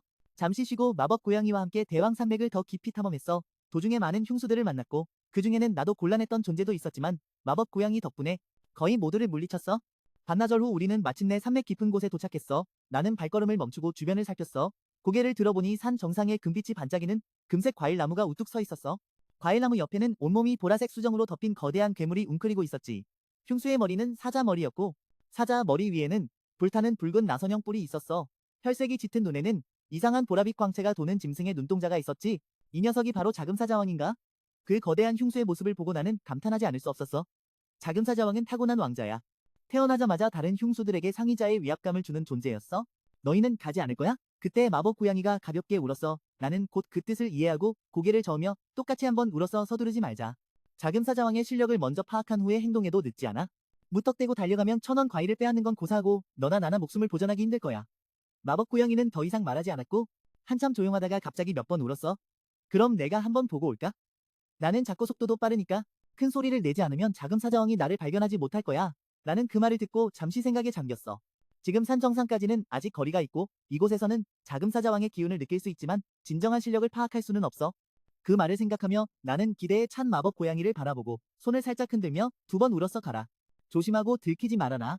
자금사자왕의 구체적인 실력을 알게 되면 바로 돌아와라. 마법 고양이는 기쁘게 울며 순식간에 보라빛으로 변해 날아갔어. 잠시 후 다시 돌아와 울음을 억누르며 자금사자왕의 실력을 파악했어. 이미 1단계 후반에 도달해 너보다 전혀 약하지 않아. 나는 표정이 굳어졌어. 자금사자왕은 정말 대단해. 하지만 어떤 천재지변이나 보물을 먹어서 이런 실력을 얻었겠지. 나를 보고 조용히 있던 마법 고양이는 1000원 과일 나무를 바라보다가 나를 향해 약간 흥분한 듯 울었어. 우리가 언제부터 행동을 시작할 수 있냐고 나는 낮게 2번 으르렁이며 말했다. 잠깐. 함부로 움직이지 말자. 그리고 호랑이 눈을 빛내며 산 정상의 1000원 과일나무를 뚫어지게 바라봤어. 1000원 과일나무의 열매가 아직 완전히 익지 않았다는 걸 알게 되었지. 나는 갑자기 마음이 철렁 내려앉으며 이유를 깨달았어. 자금사자왕이 1000원 과일나무 아래에서 조용히 쉬고 있었던 이유가 바로 그것이었어. 나는 더 이상 조급해하지 않고 산 아래에서 인내심을 가지고 기다리기로 했어. 지금 대왕산맥에는 자금사자왕과 나 말고도 분명히 많은 알려지지 않은 흉수들이 숨어 있어 있대. 무턱대고 움직이면 반드시 끔찍한 죽음을 맞이할 거야. 역시 예상대로 얼마 지나지 않아 하늘에는 길이 10m에 달하는 금빛 대독수리가 맴돌며 경고의 울음소리를 냈어. 금독수리는 진화 후 전투기와 같아 그 거대한 체격만으로도 엄청난 위압감을 풍겼지. 그리고 이 순간 금독수리 외에도 많은 흉수들이 산 정상으로 몰려오고 있었어. 나는 판지와 동물원에서 태어난 검은 호랑이로 다시 태어났지만 사육사의 하루 굶기 먹이를 받지 않고 매일 야수의 다양한 격투 기술을 연습했어. 36로 금손 기술부터 소림 11호 탐발까지 매일 필수 활동이었지. 지금 각종 흉수들이 천원 과일나무를 차지하기 위해 대왕 산맥으로 모여들고 있어. 시야에 거대한 구렁이가 산허리를 감고 있었고 몸 길이가 10m가 넘었어. 그 자리를 지나간 식물들은 즉시 시들었지. 불꽃으로 뒤덮인 거대한 늑대가 산 정상 쪽으로 길게 울부짖으며 자신의 실력을 과시하려 했어. 천원 과일나무를 위해 이 강력한 흉수들은 가만히 있지 못했어. 나는 눈을 가늘게 뜨고 많은 생각을 하며 어디서 잘 관찰할지 고민했어. 그리고 상징으로 옥봉을 준비했지. 마법 고양이가 낮게 울었어. 원래 장난기가 많은 성격인데 이렇게 많은 흉수들이 모이니 매우 초조해했지. 나는 그저 낮게 몇 번 으르렁이며 그를 달랬어. 충동으로 인해 노출되지 않게 하려고. 마법 고양이는 조금 진정했지만 시선은 계속 천원 과일 나무에 고정되어 있었어. 동시에 나는 자금사자왕의 능력을 떠올렸어. 전생에 이 자금사자왕은 두 가지 S급 능력을 각성했어. 그중 하나는 자금관일로 태양의 힘을 흡수해 자신을 강화하고 무서운 에너지 광선을 발사하는 능력이야. 또 다른 능력은 작은 봉인으로 다른 흉수의 능력을 봉인할 수 있어. 게다가 이 녀석은 비행도 가능해서 육공의 패자라고 할 수 있어. 그를 처리하는 건 매우 까다로워서 조금만 방심해도 역습당할 수 있어. 지금 온흉수들은 자금사자왕의 상대가 되지 못해 나조차도 확실한 승리를 장담할 수 없어. 다행히 마법 고양이가 있고 마법 고양이와 합체하면 자금사자왕을 완전히 처리할 수 있어. 지금 현장에는 사자와 늑대 한 마리씩이 경고의 소리를 내고 있어. 그들은 근처의 이상을 감지했지만 특별히 신경 쓰지 않아. 천원 과일나무가 아직 익지 않아. 이 흉수들은 모두 기회를 엿보고 있어. 그러나 천원 과일나무에서 풍기는 진한 향기는 점점 더 많은 흉수들을 끌어들이고 있어. 나는 대충 주변을 훑어봤는데 흔들리는 나무들만 보였지만 모여드는 흉수가 매우 많다는 걸 알 수 있었어. 시간이 지나면서 흉수들이 모습을 드러내 산 정상으로 다가오고 있어. 하늘의 금독수리는 비행 고도를 낮췄지만 안전은 확보하고 있어. 거대한 구렁이와 거대한 늑대는 초조해하며 속도를 높여 천원 과일나무에 더 가까이 가려 해. 자금사자왕조차 지금 일어나 경계하며 사방의 흉수들을 주시하고 있어. 그중 하나는 자금관일 태양의 힘을 흡수해 자신의 힘을 강화하고 무서운 에너지 광선을 발사할 수 있다. 또 다른 능력은 작은 봉인으로 다른 흉수의 능력을 봉인할 수 있다. 게다가 이 녀석은 비행도 가능하다. 그래서 자금사왕은 육공의 패자로 불리며 그를 상대하는 것은 매우 까다롭다. 누구라도 실수하면 역습당할 수 있다. 현재 온 흉수들은 자금사왕의 상대가 되지 못한다. 나조차도 확실한 승리를 장담할 수 없다. 다행히 마법 고양이가 있어서 마법 고양이와 합체하면 자금사왕을 완전히 해결할 수 있다. 지금 현장에서는 사자 한 마리와 늑대 한 마리가 각종 경고성 소리를 내고 있다. 그들은 근처 이상을 감지했지만 특별히 신경 쓰지 않는다. 천원가수는 아직 잃지 않았고 이 흉수들은 기회를 노리고 있다. 하지만 천원가수가 풍기는 진한 향기가 점점 더 많은 흉수를 끌어들이고 있다. 나는 대충 한번 훑어봤다. 흔들리는 나무밖에 보이지 않았지만 온갖 흉수가 많이 몰려온 것을 알 수 있었다. 시간이 지남에 따라 몰려온 흉수들이 하나둘 모습을 드러내며 산 정상으로 다가가고 있다. 하늘을 나는 독수리도 비행 고도를 낮췄지만 자신의 안전은 확보했다. 거대 뱀과 거대 늑대는 초조하게 속도를 높여 천원과수에 더 가까워지려 한다. 천원과수에서 풍기는 진한 향기가 점점 더 많은 흉수를 끌어들였다. 나는 대략 훑어보았는데 흔들리는 나무만 보였지만 몰려오는 흉수가 매우 많다는 것을 알 수 있었다. 시간이 지남에 따라 몰려온 흉수들이 차례로 모습을 드러내 산 정상으로 다가갔다. 하늘을 나는 금독수리는 비행 고도를 낮췄지만 안전은 확보했다. 거대 뱀과 거대 늑대는 초조해하며 속도를 높여 천원과수에 더 가까이 가려 했다. 심지어 자금사왕도 일어나 사방의 흉수를 경계하며 주시했다. 나는 탐욕스러운 눈빛으로 천원과수를 바라보았다. 과실 하나만 먹으면 반드시 2단계로 돌파할 수 있다. 그때 이 흉수들이 연합해도 내 상대가 되지 않을 것이다. 하지만 나는 지금이 아직 행동할 때가 아니라는 걸 잘 알고 있었대야.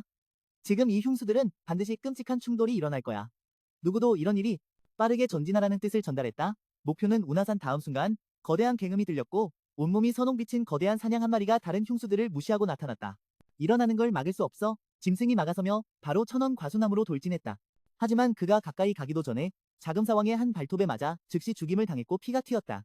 이 순간 산 정상은 매우 시끄러워졌고 점점 더 많은 흉수들이 불나방처럼 산 정상으로 몰려들었다. 하지만 모두 자금사왕에게 무자비하게 죽임을 당했다. 거대 늑대와 거대 뱀은 천원 과수나무에서 불과 10여 미터 떨어져 있었지만 둘 다 행동하지 않았다. 금독조조차도 하늘을 계속 맴돌며 나머지 흉수들을 이용해 자금사왕의 힘을 소모시키려 했다. 산 아래에서 나는 이 광경을 보며 점점 기뻤다. 싸워라. 싸움이 더 뜨거울수록 좋아.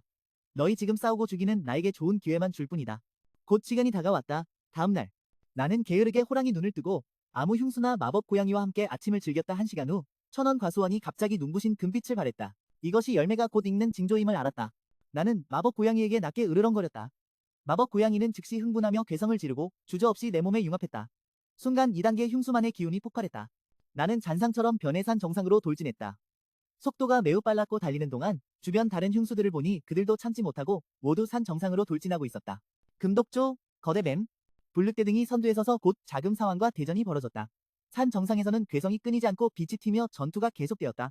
나는 크게 으르렁거리며 마법 고양이에게 방어막을 걸고 팀전에 참여할 준비를 하라고 알렸다. 그런데 그때 하늘에서 갑자기 굉음이 들렸다.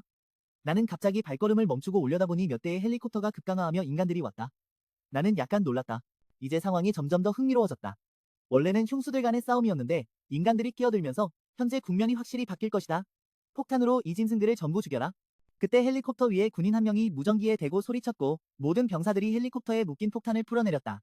순식간에 폭탄이 폭우처럼 쏟아져 내렸고 근처 흉수들은 머리가 터지고 피가 흩날리며 처참하게 폭격당했다. 천원 과수원 주변의 흉수들은 대부분 제거되었다. 그때 갑자기 폭탄 한 다발이 내게 떨어졌다. 나는 낮게 으르렁거리며 재빨리 옆으로 피했다. 동시에 마법 고양이가 또 한 겹의 방어막을 걸었다. 폭발음이 연이어 울렸고 나는 연기 속에서 모습을 드러냈지만 무사했다. 다만 털에 약간의 오염이 묻어 다소 초라해 보였다. 산 정상에서는 금독조가 인간들의 행동에 완전히 분노해 하늘을 향해 울부짖으며 두 날개를 힘껏 휘둘러 금빛 겁날 여러 개를 헬리콥터로 날려 한 대를 즉시 격추시켰다. 자금 사왕은 온몸에서 자줏빛 빛이 번쩍이며 입에서 번개처럼 자줏빛 광선을 내뿜어 헬리콥터 한 대를 관통시켰다. 첫 교전에서 인간들이 큰 피해를 입었다. 아, 왜 이런 일이. 그 군인은 가까스로 위기를 넘겼지만 매우 두려워했다. 이 흉수들의 힘이 생각보다 훨씬 강력하다는 것을 몰랐다. 그는 다른 안전한 헬리콥터들을 향해 소리쳤다. 빨리 철수해라. 우리는 흉수들의 힘을 과소평가했다. 반드시 떠나야 한다. 남은 병사들은 주저없이 헬리콥터를 몰고 황급히 도망쳤다. 나는 황급히 철수하는 인간 헬리콥터를 한번 바라보고 내 몸에서 무한한 살기가 폭발했다. 이제 내가 나설 차례다. 나는 몇 차례 점프해 산 정상으로 올라가 번개 같은 기운으로 작은 카라미들을 위협해 그들이 감히 움직이지 못하게 했다. 자금 사왕은 뒤에 있는 천원 과수원을 굳건히 지키고 있었다. 몸에는 크고 작은 상처가 가득했고 선홍빛 피가 상처에서 흘러나왔다. 거대뱀, 거대 늑대. 금독조는 이를 보고 눈에 뜨거운 빛이 번뜩였지만 무턱대고 앞으로 나서지 않고 약한 흉수들을 시켜 자금 사왕을 계속 포위 공격하게 했다. 이들은 자금 사왕을 지치게 하려는 것이다. 나는 그들의 목적을 한눈에 꿰뚫었다. 하지만 이 국면은 내가 원하는 바였다. 그때 불늑대가 입에서 뜨거운 불꽃을 내뿜으며 자금 사왕을 향해 돌진했다. 그는 기회를 노려 여러 흉수들의 합동 공격 속에서 자금 사왕이 한 공격만 막을 수밖에 없고 나머지는 막지 못할 것임을 알았다. 나는 예상치 못하게 그의 불꽃이 자금 사왕을 몇 배나 태우며 무서운 불길을 일으켰다. 동시에 금독조의 날카로운 발톱이 하늘에서 내려와 자금 사왕의 살점을 찌르려 했지만 자금 사왕이 내뿜은 자줏빛 광선이 이를 막았다. 거대뱀은 전장의 가장자리에 머물며 수시로 도객을 뿜었지만 자금 사왕과 근접전은 피했다. 바로 너다. 전장의 상황을 파악한 후 나는 곧바로 거대뱀을 목표로 정하고 돌진했다. 날카로운 호랑이 발톱이 거대뱀의 급소를 향해 날아갔다. 거대뱀의 반응도 빨라 거의 즉시 몸을 돌려 급소를 보호하고 비늘을 단단히 조여 내 공격을 막았다. 한 번 공격한 후 나는 거대뱀을 크게 다쳤든 아니든 상관없이 바로 후퇴했다. 시야에서 거대뱀의 비늘이 멀리 날아갔고 그 중에는 피가 묻은 것도 있었다. 방금 거대뱀과 충돌할 때 마법 고양이가 방어막과 치료 능력을 발휘해 내 몸에 묻은 도객을 회복시켰다. 그렇지 않으면 내가 다쳤을 것이다. 잘했다. 나는 마법 고양이에게 낮게 으르렁거렸다. 마법 고양이는 기뻐하며 몇 번 울었고 매우 자랑스러워 보였다. 거대뱀이 이렇게 까다로우니 나는 곧바로 목표를 불늑대로 바꿨다. 나는 크게 으르렁거리며 몸에서 거대한 불꽃을 뿜어냈다. 불늑대는 도발당한 듯 온몸에서 더욱 무서운 불꽃을 내뿜으며 나와 정면 대결하려 했다. 그러나 다음 순간 내 몸의 불꽃은 밀물처럼 사라졌다. 불늑대가 의심스러워하는 사이 나는 입을 약간 벌려 극한의 냉기를 담은 서리를 불늑대에게 내뿜었다. 불늑대는 이를 경시했다. 그는 불장난의 달인이니 이 서리는 곧 녹을 것이다. 하지만 그가 매우 두려워한 것은 내가 다시 불꽃을 내뿜었고 그것이 그의 몸에 붙은 얼음을 향했다는 것이다. 이제 네가 견딜 수 있을지 보자. 나는 약간 우쭐하며 웃었다. 방금 내뿜은 서리의 힘은 불늑대가 직접 해소하면 아무 문제도 없을 것이다. 결국 나는 충격으로 불늑대의 불꽃을 억제했고 서리가 기회를 잡아 그의 몸에 침투했다. 과연 불늑대는 휘청이며 거의 서 있지 못했다. 모습을 보고 거대뱀이 이렇게 까다롭자 나는 즉시 목표를 화랑으로 바꿨다. 나는 포효하며 거대한 불꽃이 몸에서 솟구쳤다. 화랑은 도발을 받은 듯 온몸에서 더욱 무서운 불꽃을 뿜으며 나와 정면 대결하려 했다. 그러나 다음 순간 내 몸의 불꽃은 마치 밀물처럼 사라졌다. 화랑이 의아해하는 사이에 나는 호랑이 입을 살짝 벌려 극한의 한기를 담은 서리가 화랑을 강타했다. 화랑은 이를 약간 무시했다. 결국 그는 불을 다루는 전문가였다. 이 서리는 곧 녹을 것이다. 그러나 그를 가장 두렵게 한 것은 내가 다시 불꽃을 발휘했는데 그것이 바로 그의 몸에 붙은 한기를 겨냥한 것이었다. 이번엔 네가 견딜 수 있나 보자. 나는 약간 자랑스럽게 웃었다. 아까 뿜어낸 서리의 힘은 만약 화랑 자신이 해소한다면 아무 문제 없을 것이다. 결국 그 안의 이익을 파악할 수 있는 나는 돌진하며 화랑의 불꽃을 억제했고 서리는 기회를 찾아 그의 몸에 직접 침투했다. 예상대로 화랑이 물러서며 거의 서 있을 수 없게 되자 나는 이 기회를 틈타 다시 돌진했다. 호랑이 발톱에서 금빛 광채가 번쩍이며 화랑의 목을 찔렀다. 광군과 금강변의 이중 가호 아래 화랑의 몸은 두부처럼 약해져 부서지기 쉬웠다. 그는 흐느끼며 몇 번 울부짖은 후 우르르 쓰러졌다. 죽였다. 화랑을 죽인 후 나는 다시 거대 뱀을 향해 돌진했다. 불늑대를 죽이고 나는 다시 거대한 뱀에게 돌진했다. 지나가다 거대한 뱀은 상황을 보고 계략을 다시 쓰려 도객을 대량으로 내뿜어 내 발걸음을 늦추려 했다 보자. 나는 곧바로 여러 번 번개를 발사해 거대한 뱀 몸통에 직격했다. 거대한 뱀은 즉시 고통을 느끼며 포효했다. 하지만 그가 고통에서 벗어나기도 전에 내 공격이 다시 이어졌다. 방금 번개의 공격으로 거대한 뱀 몸이 매우 약해져 곧 내 날카로운 발톱에 의해 여러 조각으로 찢겨 현장에서 비참하게 죽었다. 금독수리. 나를 보고 두 마리의 실력과 맞먹는 흉수들을 빠르게 처치한 데다 자신도 부상을 입었기에 즉시 도망쳐 흔적도 없이 사라졌다.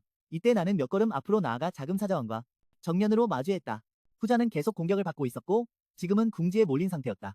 자금사자왕은 내가 자신에게 돌진하는 것을 예측하고 즉시 자신의 최강 1단계 자금봉인을 사용했다. 나는 깜짝 놀라 내 능력이 바로 사라지는 것을 느꼈다.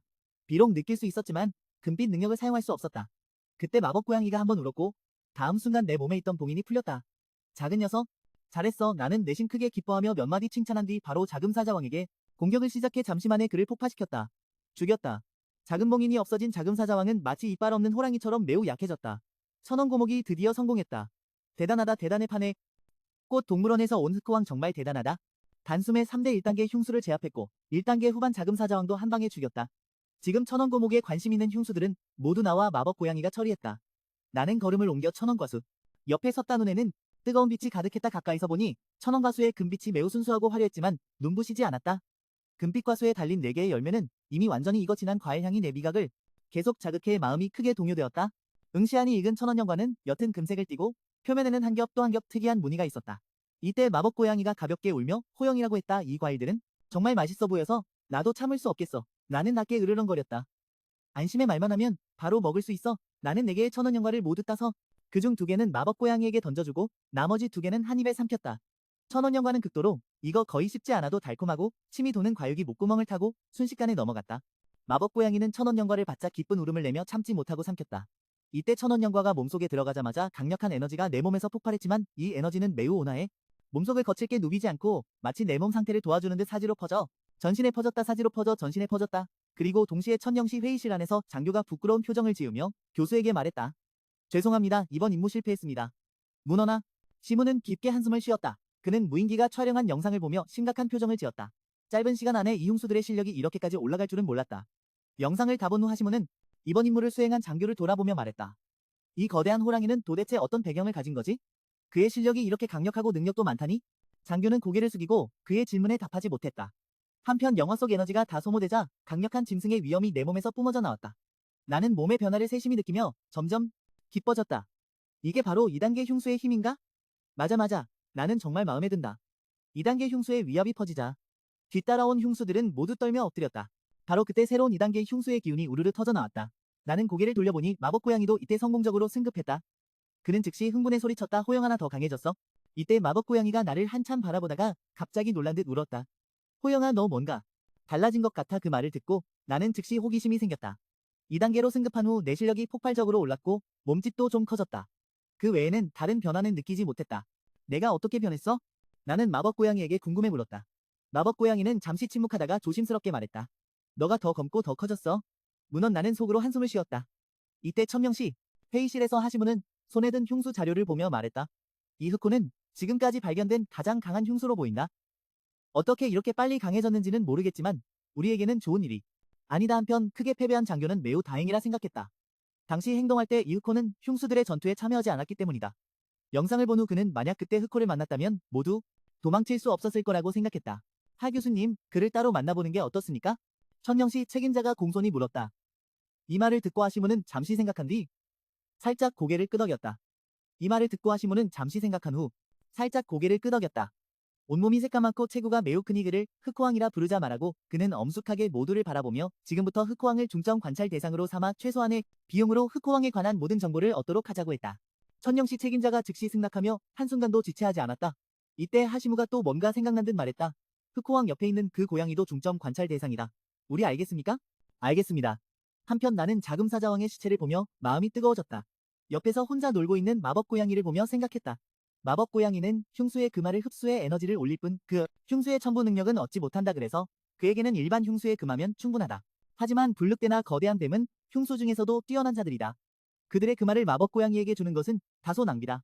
특히 자금사자왕의 S급 첨부 능력은 내가 절대 놓쳐서는 안 된다. 이쯤에서 나는 마법고양이에게 낮게 으르렁거렸다. 작은 녀석, 자금사자왕과 불늑대 시체 외에는 모두 먹어도 된다. 금화를 얻어라. 마법고양이는 기쁘게 울었다. 그는 이 차이를 모른다. 그에게는 먹을 게 있으면 그만이다. 마법고양이가 이렇게 똑똑하니 나도 매우 기뻐하며 그를 쓰다듬었다. 그러나 내가 자금사자왕의 금화를 삼키려 할 때 하늘에서 갑자기 몇 마리의 새가 날아왔다. 이 말을 듣고 하시무는 잠시 생각하다가 살짝 고개를 끄덕였다. 이 말을 듣고 하시무는 잠시 생각하다가 살짝 고개를 끄덕였다. 온몸이 새까맣고 체구가 매우 크니 그를 흑호왕이라 부르자.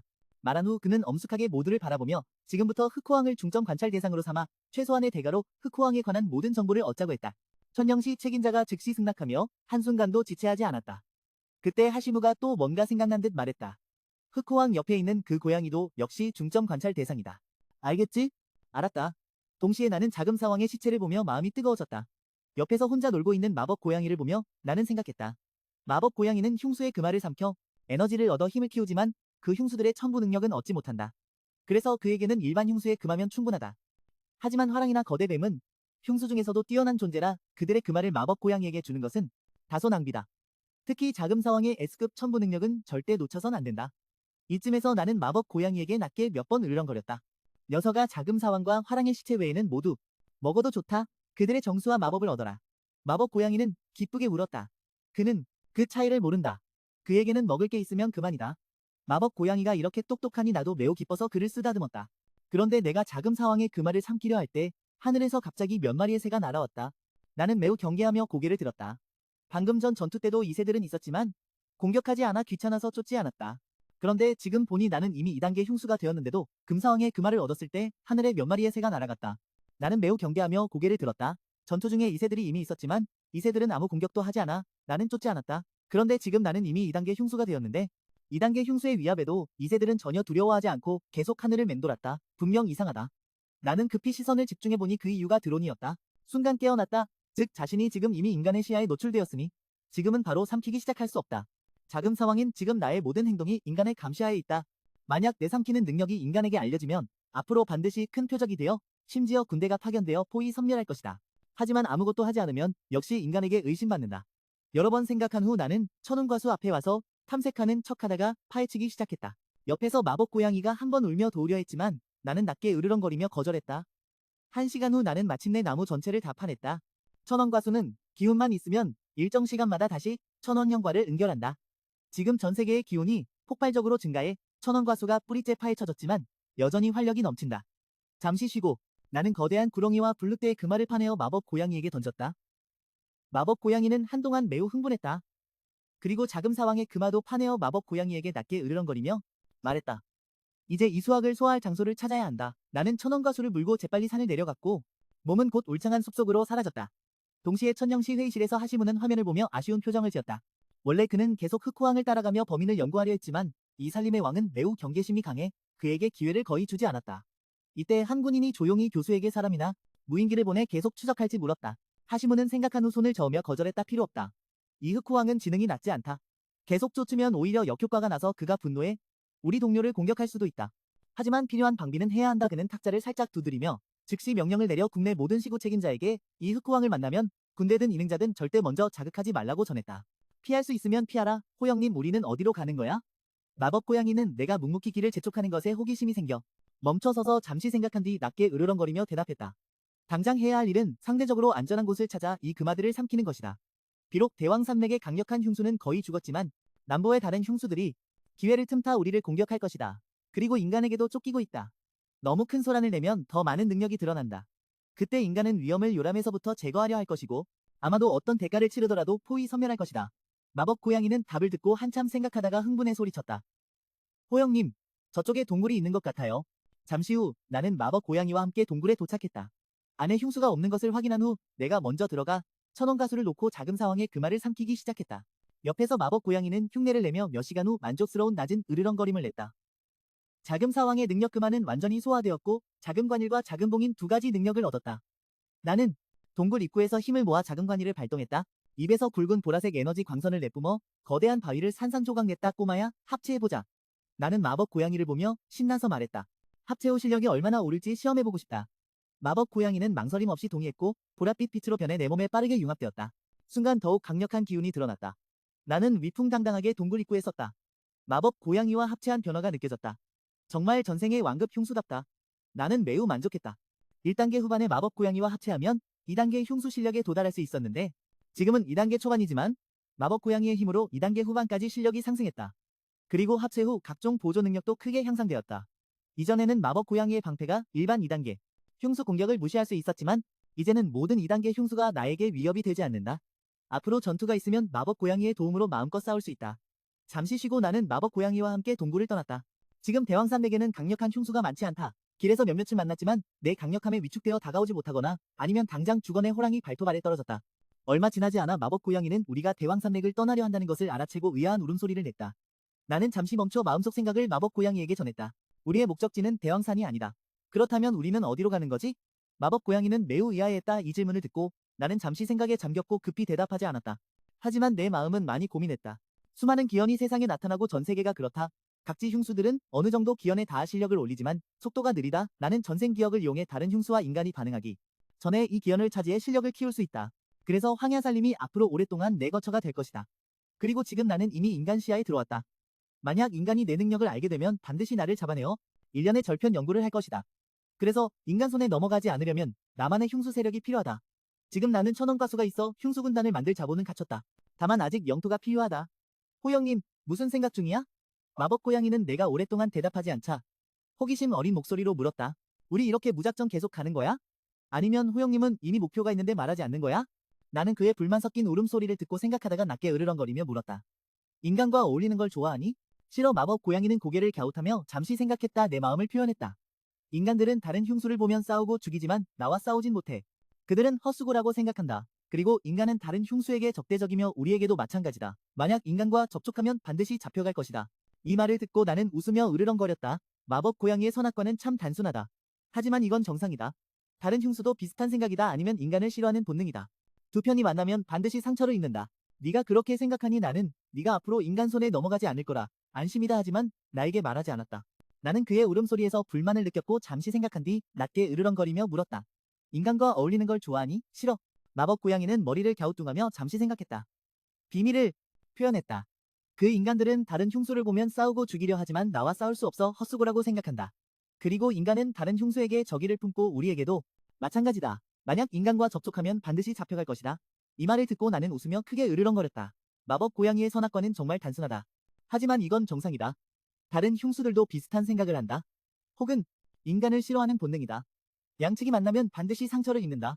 네가 그렇게 생각하니 나는 네가 앞으로 인간 손에 넘어갈 걱정을 안 해도 된다. 올해 후 나는 마법 고양이에게 이번 목적지인 운하산을 알렸다. 마법 고양이는 의아해했다. 운하산이 뭐냐며? 그런 곳은 들어본 적 없다고 했다. 나는 말할 수 있는 부분만 골라 마법 고양이에게 말했다. 운하산은 환경이 아주 좋고 수많은 화려한 꽃과 다양한 흉수가 있다. 어떤 곳을 골라서 말할 수 있는 것들을 마법에게 알려주었다. 고양이 운하산의 환경은 매우 좋고 그 안에는 수많은 화려한 꽃들과 다양한 흉수들이 있다. 그들의 금화금 강화는 쉽게 얻을 수 있다. 그곳에 가고 싶으면 언제든 갈 수 있다. 그 말을 먹을 수 있다는 말을 듣고 마법 고양이는 기뻐했다. 내가 운하산에 간 이유는 사실 더 중요한 일이 있었다. 전생에 혈우부에서 몇 달 후 운하산에 7빛깔 연꽃이 피었는데 그 연꽃은 천지의 연기를 모아 운하산 전체 천지 연기가 외부보다 몇 배나 진하게 만들었다. 그 위에서 수련하는 흉수들은 속도가 외부보다 훨씬 빠르고 나는 운하산의 모든 흉수를 정복해 그곳을 앞으로 내 영토로 삼아 발전시키려 했다. 어느덧 밤이 되어 마침 밤길을 달릴 수 있었다. 나는 낮게 으르렁거리며 마법 고양이에게